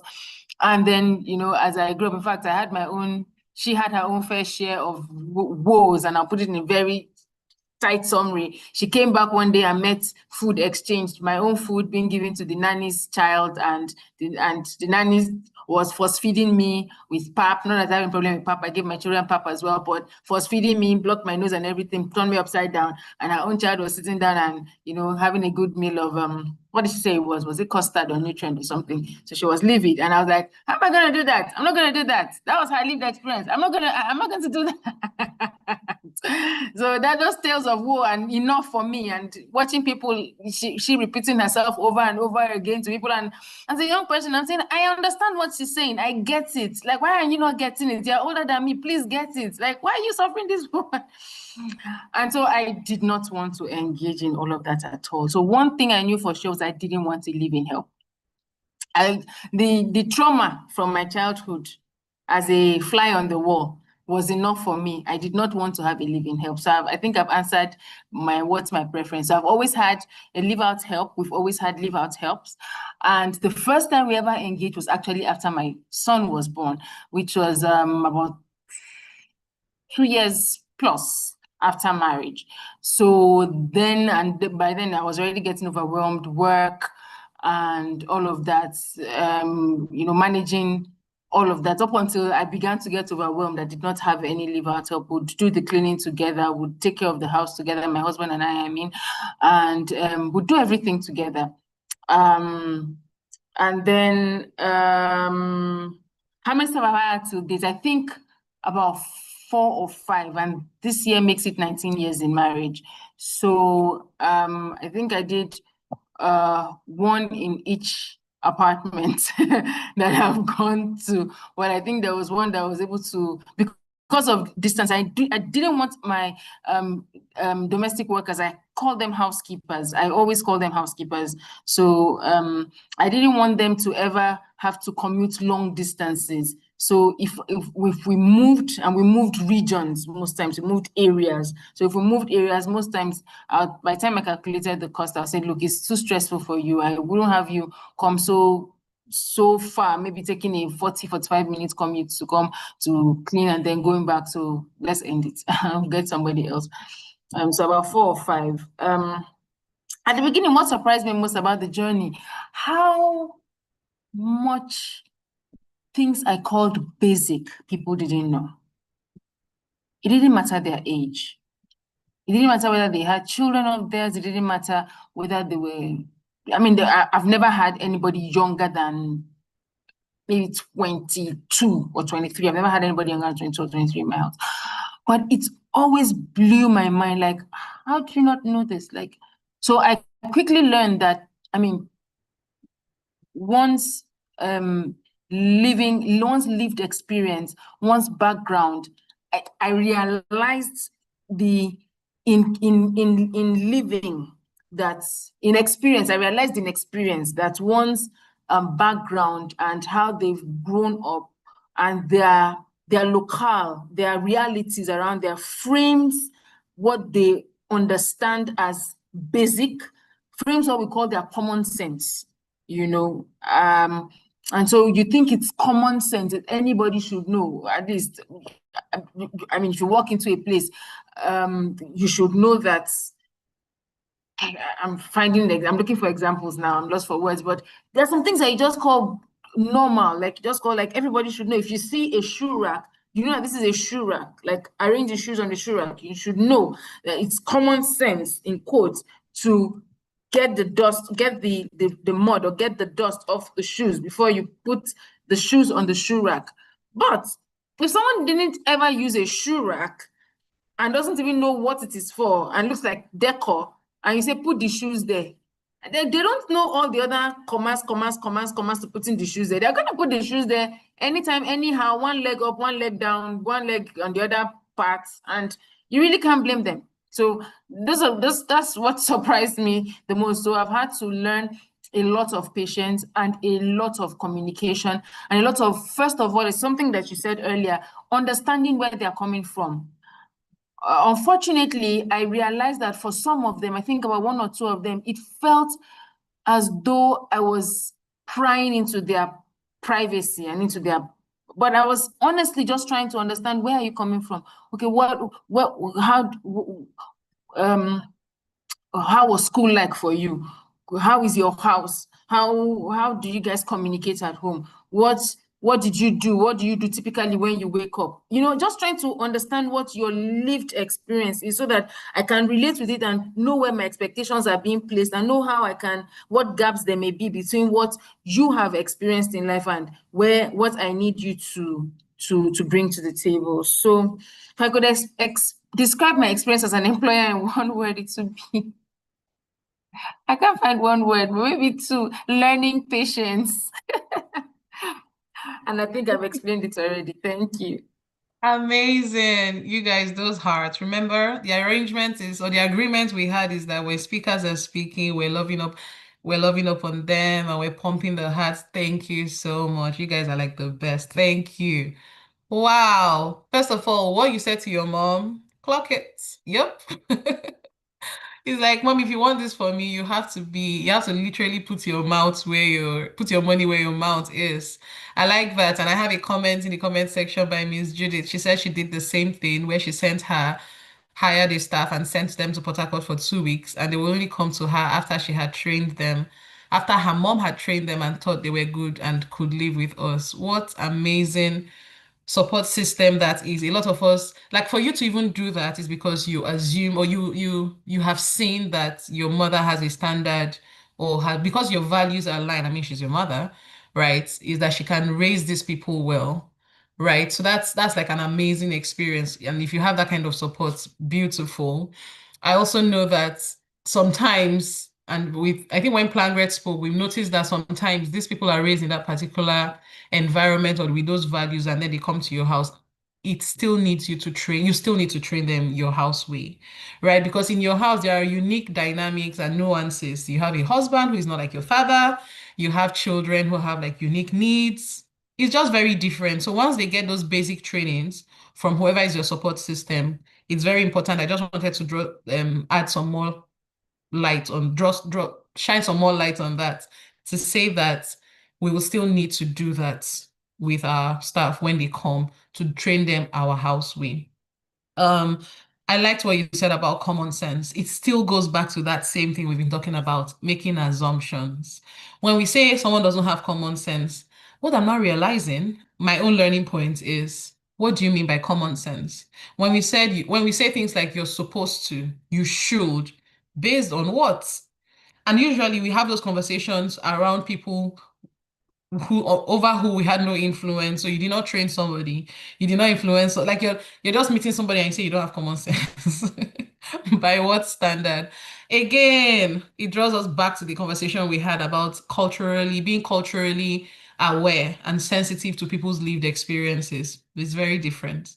What's common sense is that some people mop with rag. In your house, common sense is mopping with a mop stick. Some people is cloth. So, like, it's different. So you have to be patient. I liked how you ended it, learning patience. You have to be patient enough to learn these people, but also to teach your way of doing things and be patient while that is happening, even with yourself. And I know we're here talking about our relationship with our staff, but I also want to just pause and say, give yourself grace. The modern domestic employer is a whole new generation. So we're learning afresh together. Nobody taught us. This is it. This is as learned, as insightful, as exposed as we will get. So I'm hoping that you're more graceful to yourself. You don't beat yourself too much. After this conversation, you're not just all judgmental on yourself, but you're like, interesting. What one difference can I make today from all of these stories? So thank you so much, Miss Nene. We're going to go into the next session, and every speaker has just 1 minute. 1 minute to answer all the questions on your.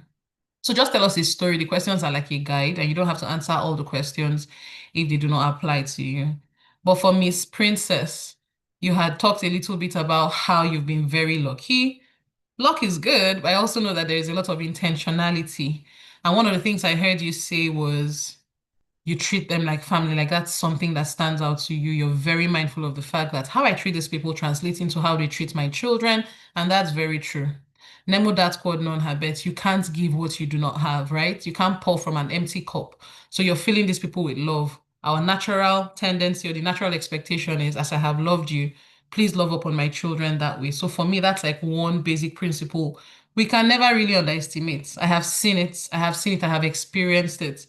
When I'm hearing you guys say you've had like 3, 4 house helps in how many years, I don't want to share my number again.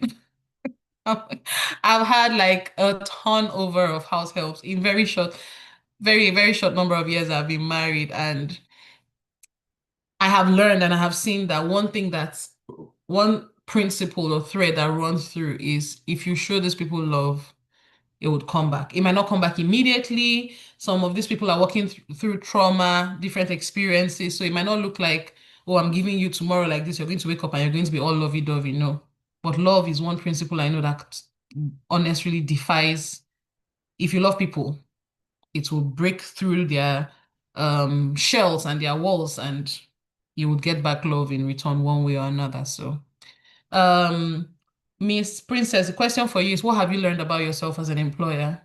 And then are there intentional choices you've made that contributed to your positive experience with domestic workers? The other question is, what has helped you build positive relationships with your domestic workers? Almost the same kinds of things, but do you want to add to this conversation, even though I feel like you've mentioned a few of those things Please come already? again. Can you come again? Sorry. Yes, Sorry to cut. absolutely. So the Okay. question is, what has helped you build positive relationships with your domestic staff? Then what did you learn about yourself as an employer throughout this process? Okay, so like I said, I used to be very spontaneous, but I learned how to just, and I used to be very spontaneous in the sense that I always assumed that they needed to know. I'm talking about what I noticed about myself that I, had to adjust. I felt like, you need to know these things. At the beginning, I'm like, this are things you need to know. I don't think you should be taught. But after having one or two experience and, my husband telling me that, you need to understand that these people come from different backgrounds and all of that. So it just made me go back to the drawing board. Then I'm like, okay, I need to give them grace. In short, grace is the word. Because I'm the kind of person that if I'm not okay, if I warn you 1, 2 times, I'll just tell you, okay, you know what, you're sacked. But I decided to learn to give them grace, because if we give grace to our siblings, if we give grace to our family members, then I think giving grace to your domestic help, as much as they are nice and kind to you, I don't tolerate rubbish. Like, if I don't like you, I'm sending you away. I don't care if it's going to be hard on me, and I will take my time to make sure I find somebody else. And I don't rush when I want to find help. I take my time. I don't. And when they come in, I ask them, "You're not being forced to work here. If you know that you're not okay, working, just say you'll be allowed to go." So I think telling them from the onset also makes it easy for you as a person. And for me, the positive part is that I'm just kind. I will not say overly kind, but the areas where I know that they need to be treated well, I do that. It's not like I give them the whole world, but I make sure that I'm kind to them. They eat what we eat. I let them know that, okay, if you want something, you can ask.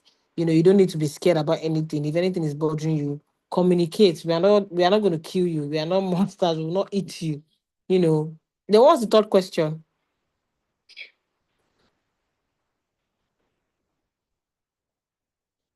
I think you've already answered it. Talked about Okay. the last question was looking back, are there intentional choices you've made that contributed to these positive experiences? You've Yes, already addressed. grace. Yes. Yes. Thank you. Thank you so much. One of the questions that has been brewing consistently since day one is coming up as examples, it's coming up as conversations from some of our speakers, is this thing about eating what we eat. Should your staff eat the same thing you eat? You can share in the comment section, but we're going to have those conversations in the DEC group. So if you're not in the DEC group, why are you waiting? What's keeping you? We're going to be having those conversations. Like, let's actually have it. Should they eat what you eat? The other question I want to ask us is, do you believe in second missionary journey? In other words, AKA, can you take a staff that has gone, lived with you, then left your house for whatever reason, and then calls you back and they're apologizing that they want to come back? How do we feel about those things? Thank you so much. I'm seeing some of our conversations already in the comment section. Keep them coming. Let's be real. And I want this conversation to be real, practical. I don't want us to just sound very policy oriented. We will eventually do policy, but let's keep it real. So thank you so much for Princess for your conversation.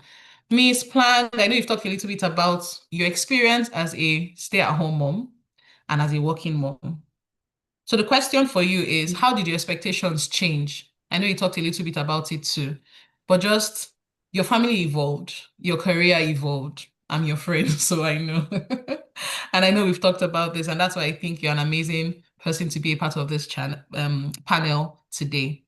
What changes did you have to make as your family was growing?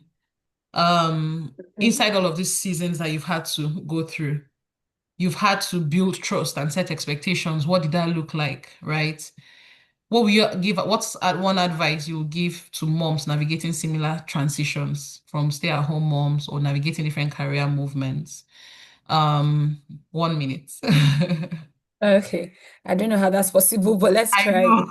So, thank you for starting from the angle of expectations, because I think that almost all human relationships, the success or failure of them boils down to expectations. So, I've definitely learned to adjust my expectations. I don't know whether it's really about me being a stay-at-home mom or a working mom, or rather the season of life. A lot of my expectations revolve around the stage of motherhood I was in with my children. So, like I said earlier, when I was at home, I wasn't particular about having someone who was always home. But when I was working, I didn't want to be in the office and be bothered about who is home. Did the person get there early enough? And some expectations, which I just quickly jotted down from the last speaker, is that a lot of the time, it helps when you're from the same cultural background. I don't know that is a rule that that's what works, but for me, it helps when you're from the same cultural background, because like I said, when I started to read and pray, I had to humanize a lot of the experiences of the people I was dealing with, or the helps I had. Because first of all, someone talked about expectations. I think it was Mr. Batty. When she started, she spoke about you coming to the city and you should be grateful. So because I'm a bit type A, when I meet someone, I also took the approach of talking to you, understanding where your background is from, or what your background is like. And then I'm starting to project what you staying with me will do for you. So I'm beginning to think that, oh, if you didn't have the opportunity to go to school, you should go to school. If you didn't have this, you should be this. I remember the first cousin that stayed with me that I spoke about, saying she wanted to be a nurse. And I sat down and started thinking how I was going to afford it, how she was going to write these exams and go to the UK, I was thinking about all those kinds of things.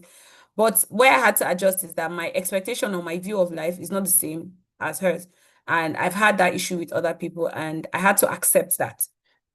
So as much as they would accept some of the things I was telling for, and I speak into them a lot.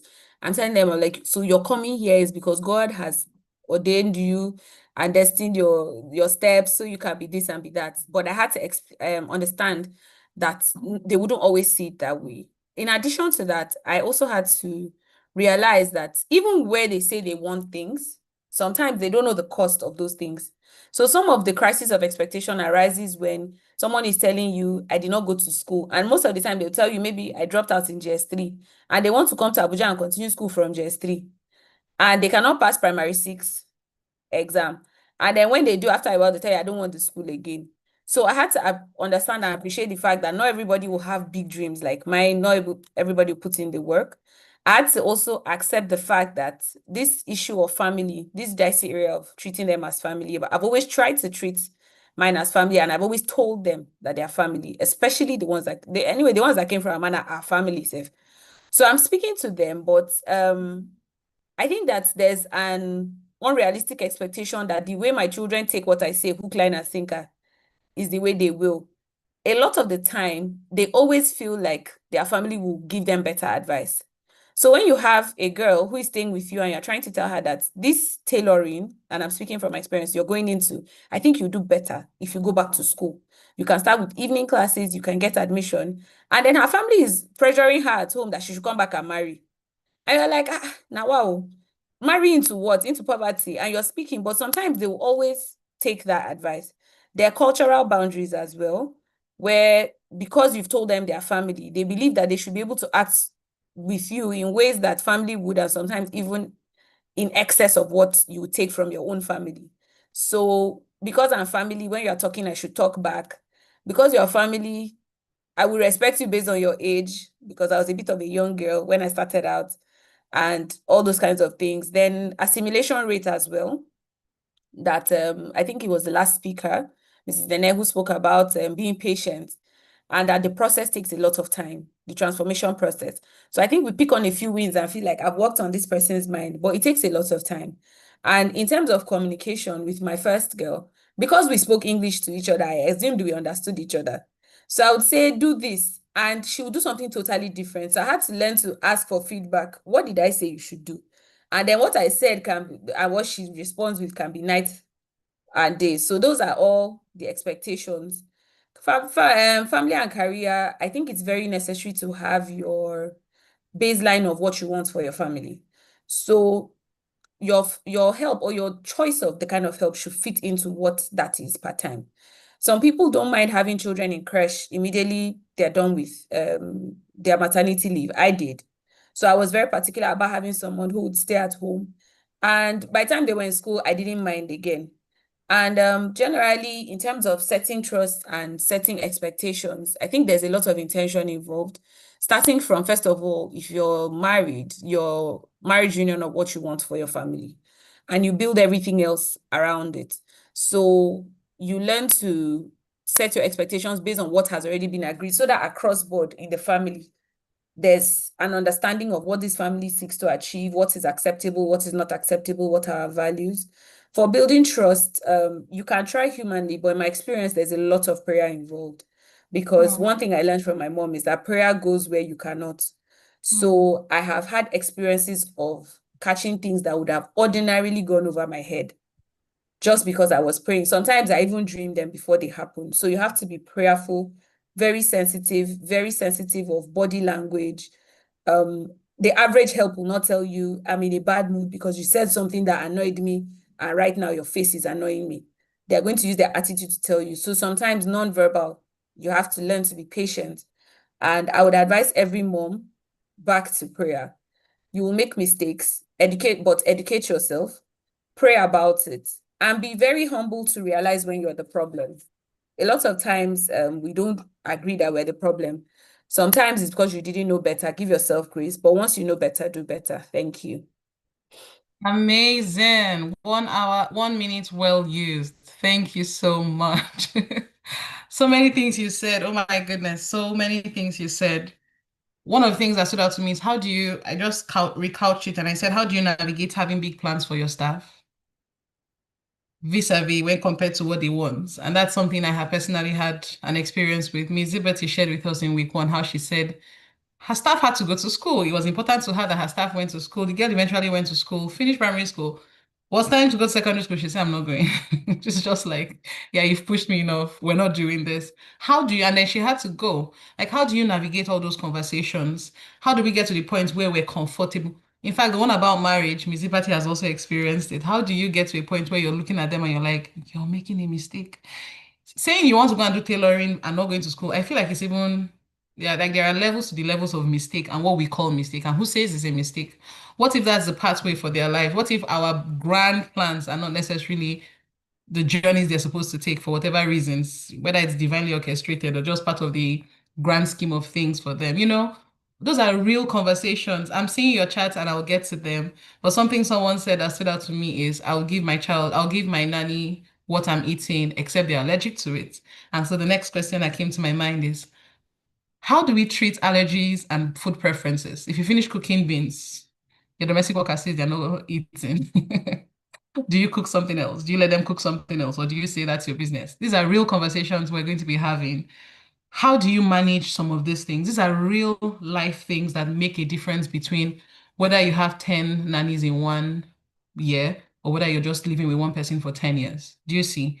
How do you navigate it? You get into, and I keep saying it, is that we sit here and we can actually judge some of these people that are making it to social media for negativity, like they're beating their staff, they're brutalizing their staff, but you're one bad company away from doing that.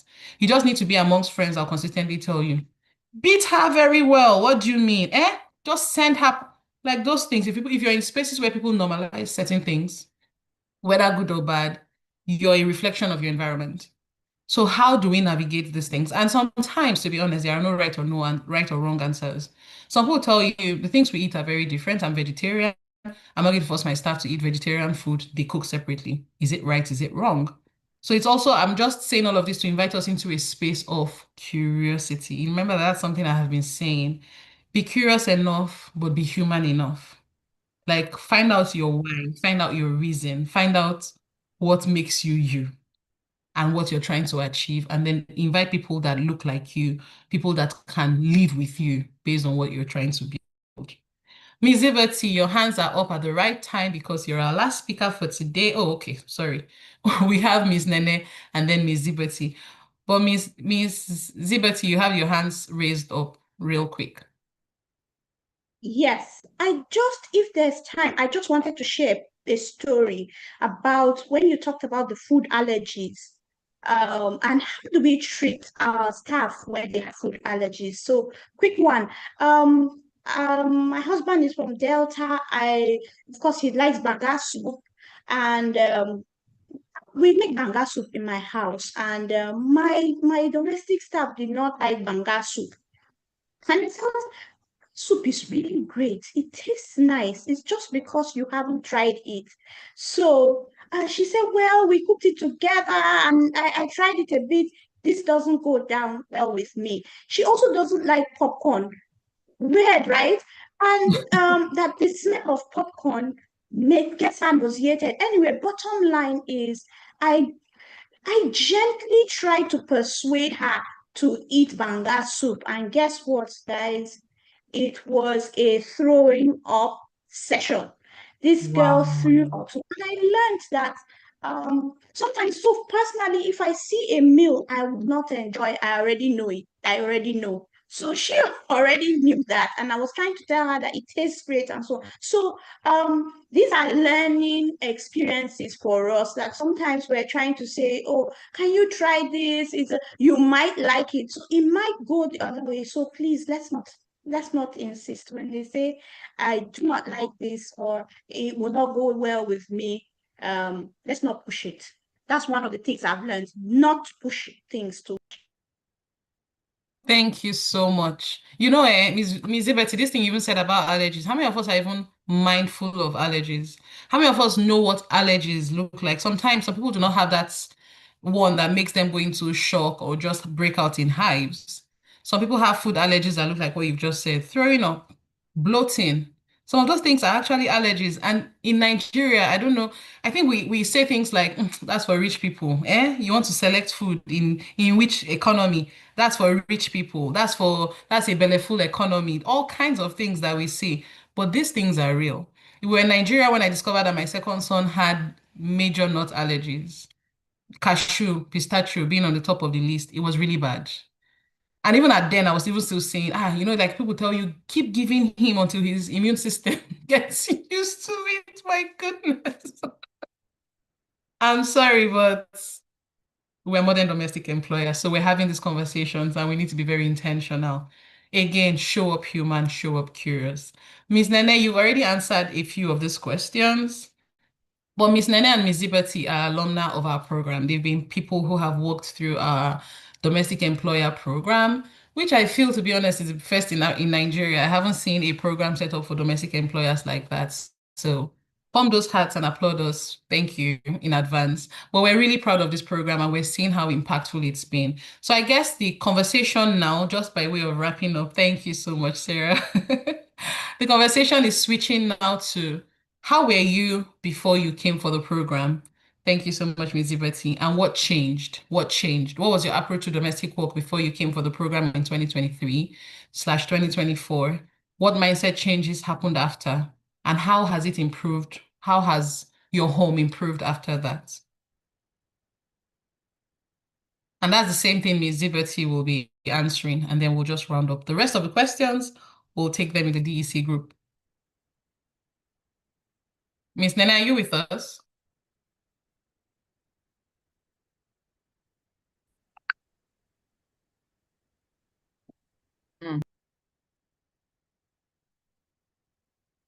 Okay.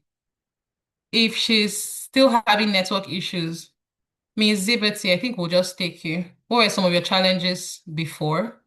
And then how did EdScience program help you? So I think I've mentioned a number of my challenges, but the biggest challenge I had it was the challenge of training. It still is a challenge, and I think it has resonated across board, all our speakers. Training, retraining, what is common sense? You know, what's my expectations, okay, from this domestic staff, managing them. How do I manage my expectations? Okay, so I'm getting to how EdScience, the program, helped me navigate these challenges. So it was training. Simple things like, so for example, there was a day my domestic staff came, and you know, just because, oh, we use mugs, okay, I don't know why she thought that she can just turn the hot water, okay, from the kettle in a drinking glass cup, okay. Simple things like opening the fridge, you know, the deep freezer, or putting a glass, you know, container in the, so these were really, so you can't think it all. So the training process takes a lot of time and energy. For me personally, it was a big, it is a big challenge. I don't think, you know, of course, we learn, we grow always, so we're constantly learning. So it's a process. As much as they've been there for so long, they're still learning. Okay, so it's that training process, and I think it was pretty. So okay, so in comments mentioned how they send their staff over to their mom, okay, to get trained. And I think that is a good idea.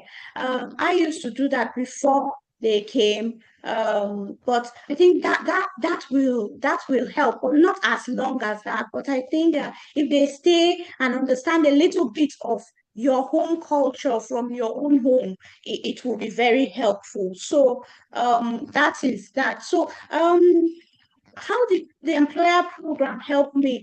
It helped me manage my expectations of these people, knowing that their capacities are not as the level of exposure. Of course, capacities are built through education, exposure, you know, so many tools and resources. And so I began to understand that, am I managing my expectations properly? Am I doing the right thing? Am I being the right employer? And so I began to understand, just like we've been saying, really be intentional about understanding where they're coming from, why they think the way they think, what's the background, what are their ideas. And once I studied them, became aware of this, it helped me. Another thing I did was to begin to communicate more. I'm this type of very straightforward person.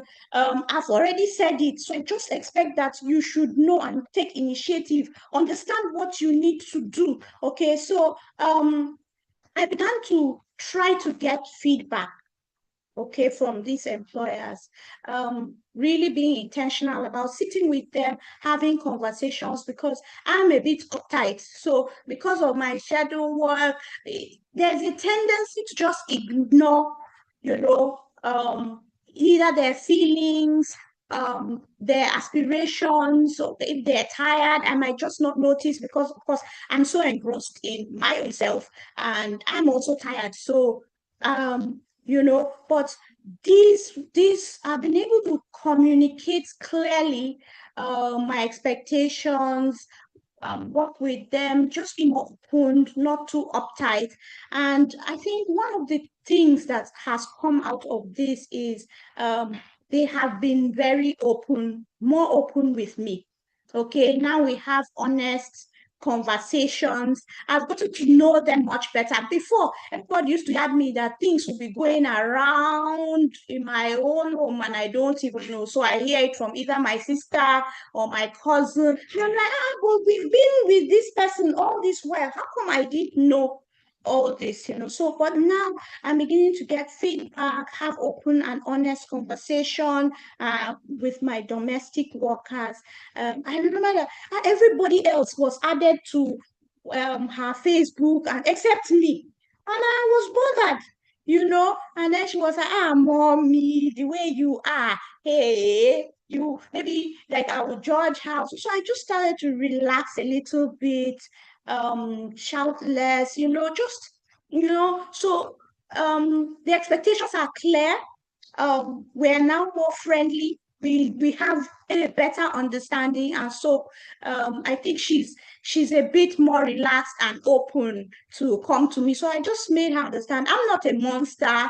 I would, I understand these things. Okay, so yeah, I think these are some of the things. So it has reduced my outburst. I don't have to shout, and so on and so forth. That's what the program has really helped me do, and these are practical changes that I've made in my home.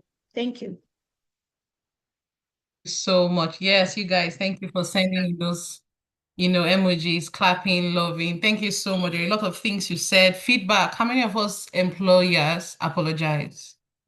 How many of us apologize to our staff? Let me know in the comment section. How many of you have said, I'm sorry, I yelled, I was wrong, it wasn't you, like I'm just realizing? How many of us sit down and do feedback evaluation?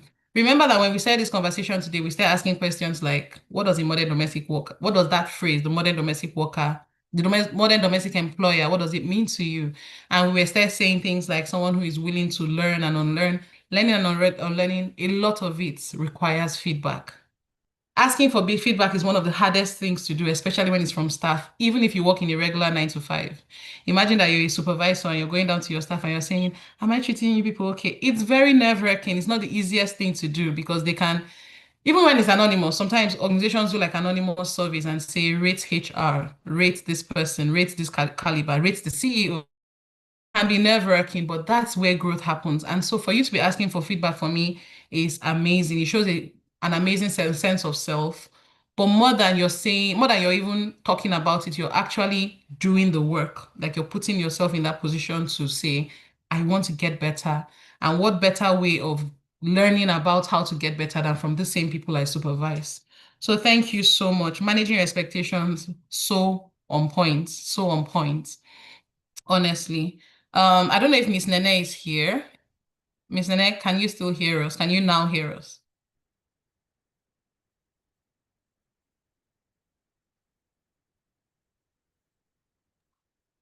Okay. Okay. Yes. Can you hear me? Yes, we just wanted to hear a little bit Okay. about the mindset changes that happened. You've talked a little bit about your preference for leave out staff, but what Yeah. happened before you came to EdSciO's program? Where were you? What changed after the program? Just to share with people. Okay, so before the EdSciO program, I was in that place where, okay, so we had moved to our own house, and like I said, every time we moved areas, I changed the housekeeper. And because this lady was living closer to the house, I had spoken with her. I had engaged with her a little more, encouraged her. In fact, I thought it was I thought she was joking with me, but I invited her to church and she came, and then she went to what we call DTS and I was shocked, like, hey, you're actually going out, you're going the full 9 yards. Okay. And so I was in a place where I said, okay, so if this person is going to be with me for the long haul, I mean, my children were pretty grown, and there was someone that said, I'm sorry, sometimes I miss the names and the speakers, I just enjoyed the conversation. But one of us said, the child was in school, or the children went off to school and all of that. So my children were getting to a point where they're going off to school. And but even before then, as they were maturing, I really don't believe in having somebody do all the work and my children just sit down, cross their legs, lift the legs up for somebody to sweep on that. No. You will stand up, you get your own fair share of work, because I won't spend my whole time, energy, and all of that training someone else. Can you still hear me? Hello? Yes, we're hearing you loud and clear, and you're making a very salient point. Hello? We can hear you. Okay, so let me just continue. I think you are hearing me. I think you broke up a bit, but I think you can hear me now. So I wouldn't spend all of that time, trying to train someone, and my children, I'm leaving them behind. And they now grow up to being incapable of, thank you, Zibati, being incapable of being sustaining, that they cannot sustain themselves in whatever environment. And so, but I said, okay, we're going the whole 9 years. I may as well invest in you. I saw the program. I said, I may as well invest in you. I'm here trying to learn if you're going to be a significant part of our household continuously as you're watching these children grow, and I'm teaching them to call you Miss Peace, like you are speaking, is professional, like they call their teachers in school. It's not like auntie something. It's not auntie, it's a miss auntie. Anyway, aunties and your uncles are.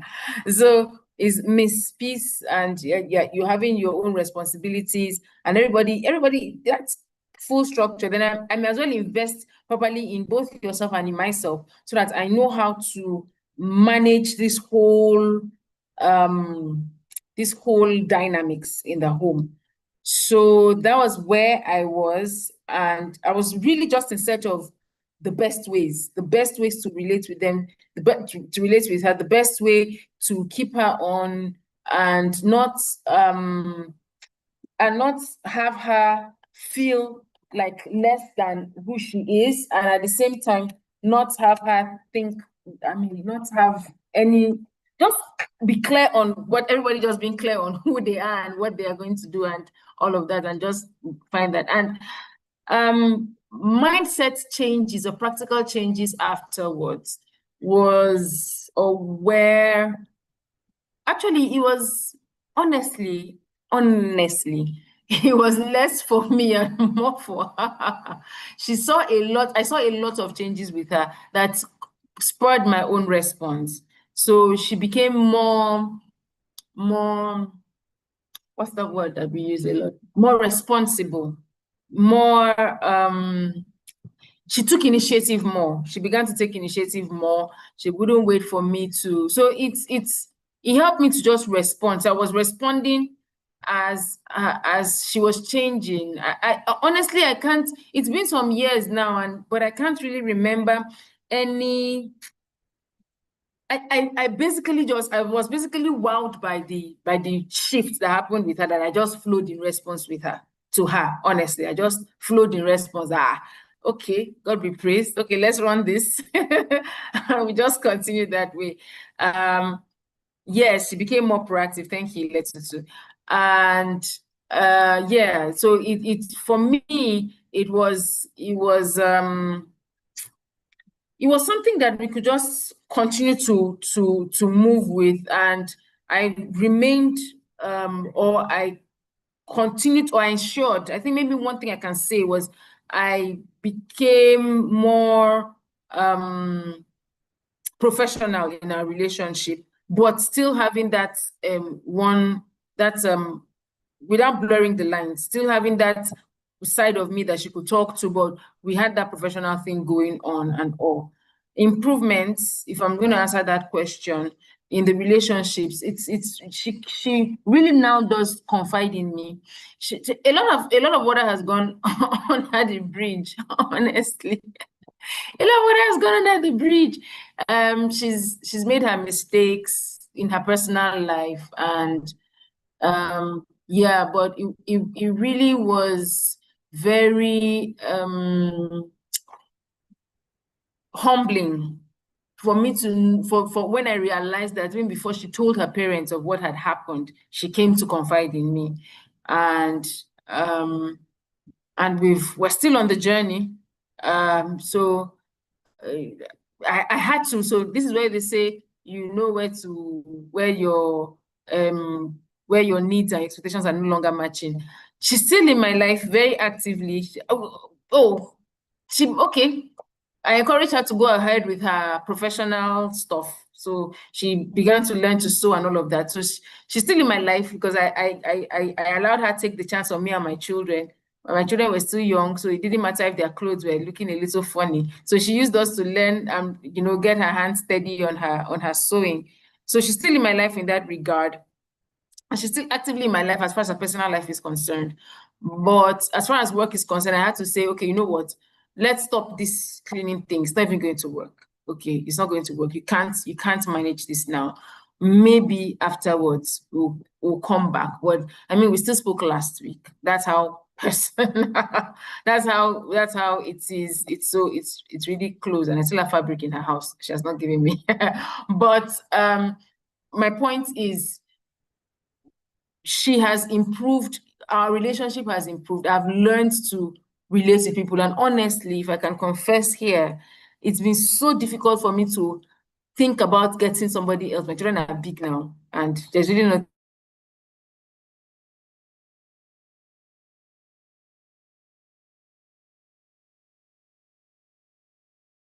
Okay, so I'm joining in from this device. Thank God I joined in 2 devices. So can you hear me on this device? Yes, we can hear you very well now. Okay, so luckily my children are old now, so the responsibilities are fewer, and so I'm able to manage. It's been very difficult for me to come to a point where I get somebody else, because I'm just like, how am I going to start this teaching all over again? I mean, somebody you have been with for how many years? How old are you, Solis? I mean, it's been years, so I can't even think about starting the journey all over again. Well, yeah. That's where we are. Thank you so much. Wow.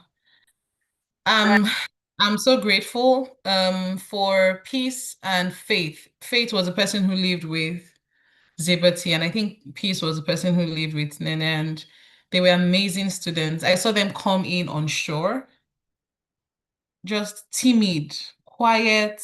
Unsure is the word. Basically trying to figure out what is this my madam sent me to do.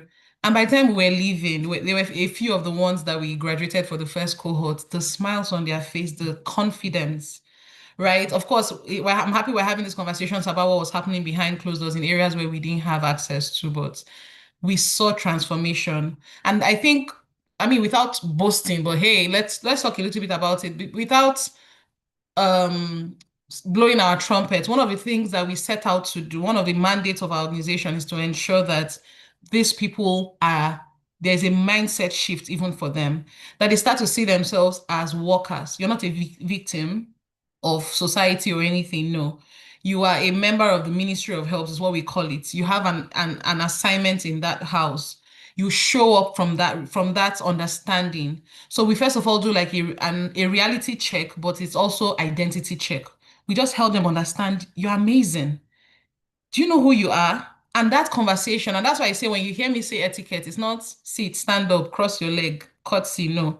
It's going to the root of that person, because no matter how much you beat somebody or you tell them, if they don't know that they are worth it, you're just wasting time. You're literally just wasting time. So we do that reality check, what we call reality check, and then identity check, and we start building from that. And so when we tell you you can do it, we go back to that week 1 where we're saying, remember who we told you are. Remember who we told you you can be, right? We have just one person who has like a 1-minute reflection. Miss Judith was also a member of our second cohort, and she will just unmute herself and share really quickly some of the things that started to change in her life, and then we'll round up. Thank you. Thank you very much, Chagozie and your team. I think something that the point you just made now is the fact that they saw themselves. They had a higher sense of self, and I think it came from the point of identity, seeing themselves as a blessing to the home, seeing themselves as people who came to add value, who came to do the Lord's work, if I may say, in quote. So basically, and I thought that was very remarkable. And for me, it was good because this was always what I said. Like, if you're here and I have to go to work and you're getting things organized for me that I don't have to worry about it, then you're a blessing to me. And that really came out strong on the identity. So not as a victim, not because you don't have an alternative, but that you're here. You are a blessing, you have value, and there's so much that you bring. The training also went into even how they communicate. Like, my staff will tell me, can I have a moment? Like, even the way she would engage. She's no longer with me because, again, she moved on to the things that she was interested in catering and opening a small shop to bake things to sell. So, but just the way she would come and communicate, things around personal hygiene, it was a real complete training. And I think it was more the fact that they saw themselves. It brought that some level of value to them, that they saw themselves as some, like people could invest this time with them, and the facilitators themselves were excellent. They really felt loved from that. And as one of the speakers said, it just changed their mindset, the way they came into the home, into the role, and how they delivered beyond the training was something that was really, really remarkable. Thank you, Chiagozi, for that. Thanks. Thank you so much, Miss Judith. Thank you. By the way, Miss Judith is someone, I feel like when she has our time, she needs to be a resource person. She's someone that has, when we talk, I'm just like, oh my goodness, the structure, the SOPs, the checklist she has. Like, she's someone that is super intentional about household leadership. I haven't seen anything like that. And so, I'm setting you up ahead of time. You really need to come and share some of your resources, like your wealth of experience. But I would also just add and say that when we got this vision, the instruction I got from God was you would treat these people like like VIPs. You would see them like I see them. That was the mindset. I remember telling my team, God wants us to treat these people like he sees them. So we're going to look at them individually. We're not just going to call them, oh, a group of domestic workers, a class. It was when we're looking at each person, it was an individualistic approach. You that you're coming in, what are your needs? How can we be a part of your becoming? Another mindset change that God helped me have that period is what a privilege to be a part of this person's journey. Is that God, I'm taking this person somewhere, and tomorrow they just realize that at certain parts in time in history in my life, Chagoziem or Nkemjika or any other member of my team was there. Like in history, I had the privilege of leaving a little signature on someone's life. And I was like, I'd never thought about it that way. So we were not doing them a favor. It was an absolute privilege. It was more of them doing us a favor. It was more of them even giving us a platform in their lives to be a part of their becoming. I want to be very mindful of our time, and I know our time is fast spent.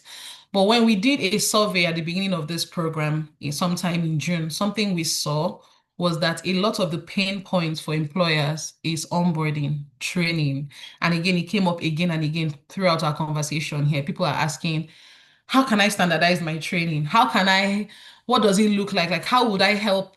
How much help can I get? And that's why I said, if you have a resource person or some form of support where that happens and you have peace of mind with that process, by all means, lean on it. But one of the things we're starting to do in EdSayo is that we're now taking off that burden from domestic employers. Go and face your work, pursue your dreams. Let's onboard your staff for you. Let's help you train them. Let's help you. And our training sessions are not just train and go. We have a program that allows us check in every 2 weeks and be like, what's going on? Are we still good? I feel like that kind of community creates support for you, such that we're getting real-time feedback on what's going on in your life, how we can support you. We're not playing catch up, we're literally walking that journey with us. And it's a service we're just starting afresh. I'm currently helping some families do, we also have a package where we help families do like customized programs. So even if we don't onboard, you can just come to us and say, I'm really struggling with my staff's hygiene, taking initiative, time management, planning, whatever. And we'll curate a program. We'll do an intake session with you, the employer, and then we'll talk about all the things going on. We'll do an intake session with your staff, and then we'll find out where the meeting points are. Then we'll customize a program and deliver it, usually within a period of nothing less than 4 months, 4 weeks or above, depending on the packages that you have. This is not a money-making venture. We are a not-for-profit organization, so a lot of what we're doing are either free or highly subsidized. We have a passion to see change in our society, and we're taking it one employee at a time. I'm saying all of this to say, if you're here, you're amazing. You're the 1%, you're the top 5% in the country. You're stopping to say, I see a need in my life. I'm reflecting enough, and I think I am worth this time. Of all the things you could have been doing with your time this evening, sleeping, chit-chatting, watching TV, you're here getting better. And so I applaud you. We'll stop our conversation here, and I'll say 2 things or 3 things. Number one, we had a second speaker who was supposed to be the main speaker after the panelist for the last hour of our program, but something happened last minute and she couldn't join. So we would have another session for her, because as we're rounding up, and because we've rounded up this program, I can't imagine us having this conversation without having her session. She's amazing. Like, she's that person, she's the ideal person to end this amazing series with. And so we'll check in again with her next week or in 2 weeks and just make sure she's fine and okay. And then we'll reconvene for her session. But she's someone who has a ton of experience creating structure. When you're done with her session, you'll be able to move from chaos, from running after processes and sitting down and running a home that requires little or no supervision. Your house will literally work like an organization. Everybody knows what they're supposed to do. She's an amazing, as in, I don't want to overhype it, but wait until we hear from her. So please sit back and be expectant about that. The other thing I would share with us is, please click on this QR code. The first QR code will take you to join our domestic employer circle. If you can't click on it, someone from our team right now will be dropping that link in the comment section. Please click to join. The other thing I'm going to beg you to do for us in the next 2 minutes, just before you leave, is fill our post survey questions. Please help us fill our post survey questions just before you leave. A very few questions to help us understand what stood out to you, what we should do differently. If there are trainings you want us to have outside of these trainings, like what does that look like for you moving forward? So please click on that link that we posted right now in the comment section. And I also want to have an ongoing conversation with you. So follow us on social media, binge on our YouTube channel, stop by our Instagram. Let's keep this communication and conversation going forward. How do we feel about that? Is it something we can do? Can we do that? Absolutely. Thank you so much. So the first link that has been posted is the link to the chat, the WhatsApp chat. Please go ahead and click on it and join the WhatsApp chat. Then come back and then help us fill the survey. I want to apologize for the time spent. We will need to work on that, but it's just been a holistic, wholesome conversation all through today. I'm grateful to our speakers. You guys are like the real MVPs. Thank you for being vulnerable and lifting the veil behind your homes and just inviting us into that space. We don't take it for granted. Thank you so much. Thank you. If you have pressing questions, we'll answer those questions in the DEC group. Right now, as soon as we're done, I'll post the questions and we'll have that conversation moving forward. But do we have like one feedback, someone that just wants to say, I really just want to say something before we end this? Like, it's choking me in my chest right now to just say something before we leave. We'll take just one. Hello again.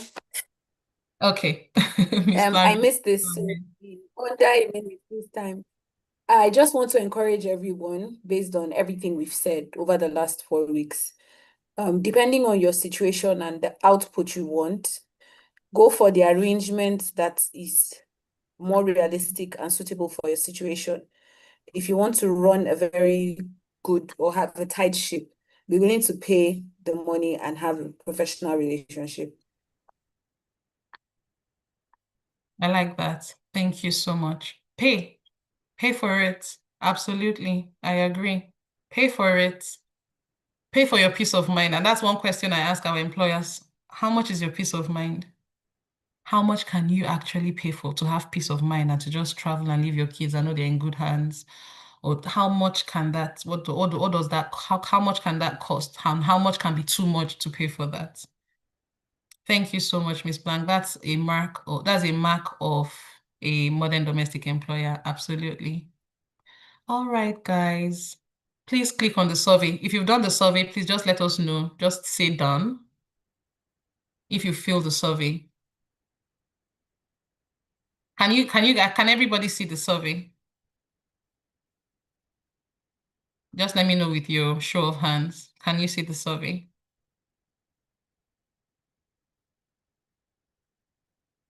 Yes, okay. If you can see the survey, please go ahead and then fill it, and then we will see you at, I really would encourage everybody to join the DEC circle. Please join the DEC circle. You guys are amazing. Thank you so much for your time.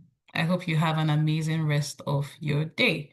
So we're officially closed and I'm going to stop streaming on social media, but I'm just going to hang around for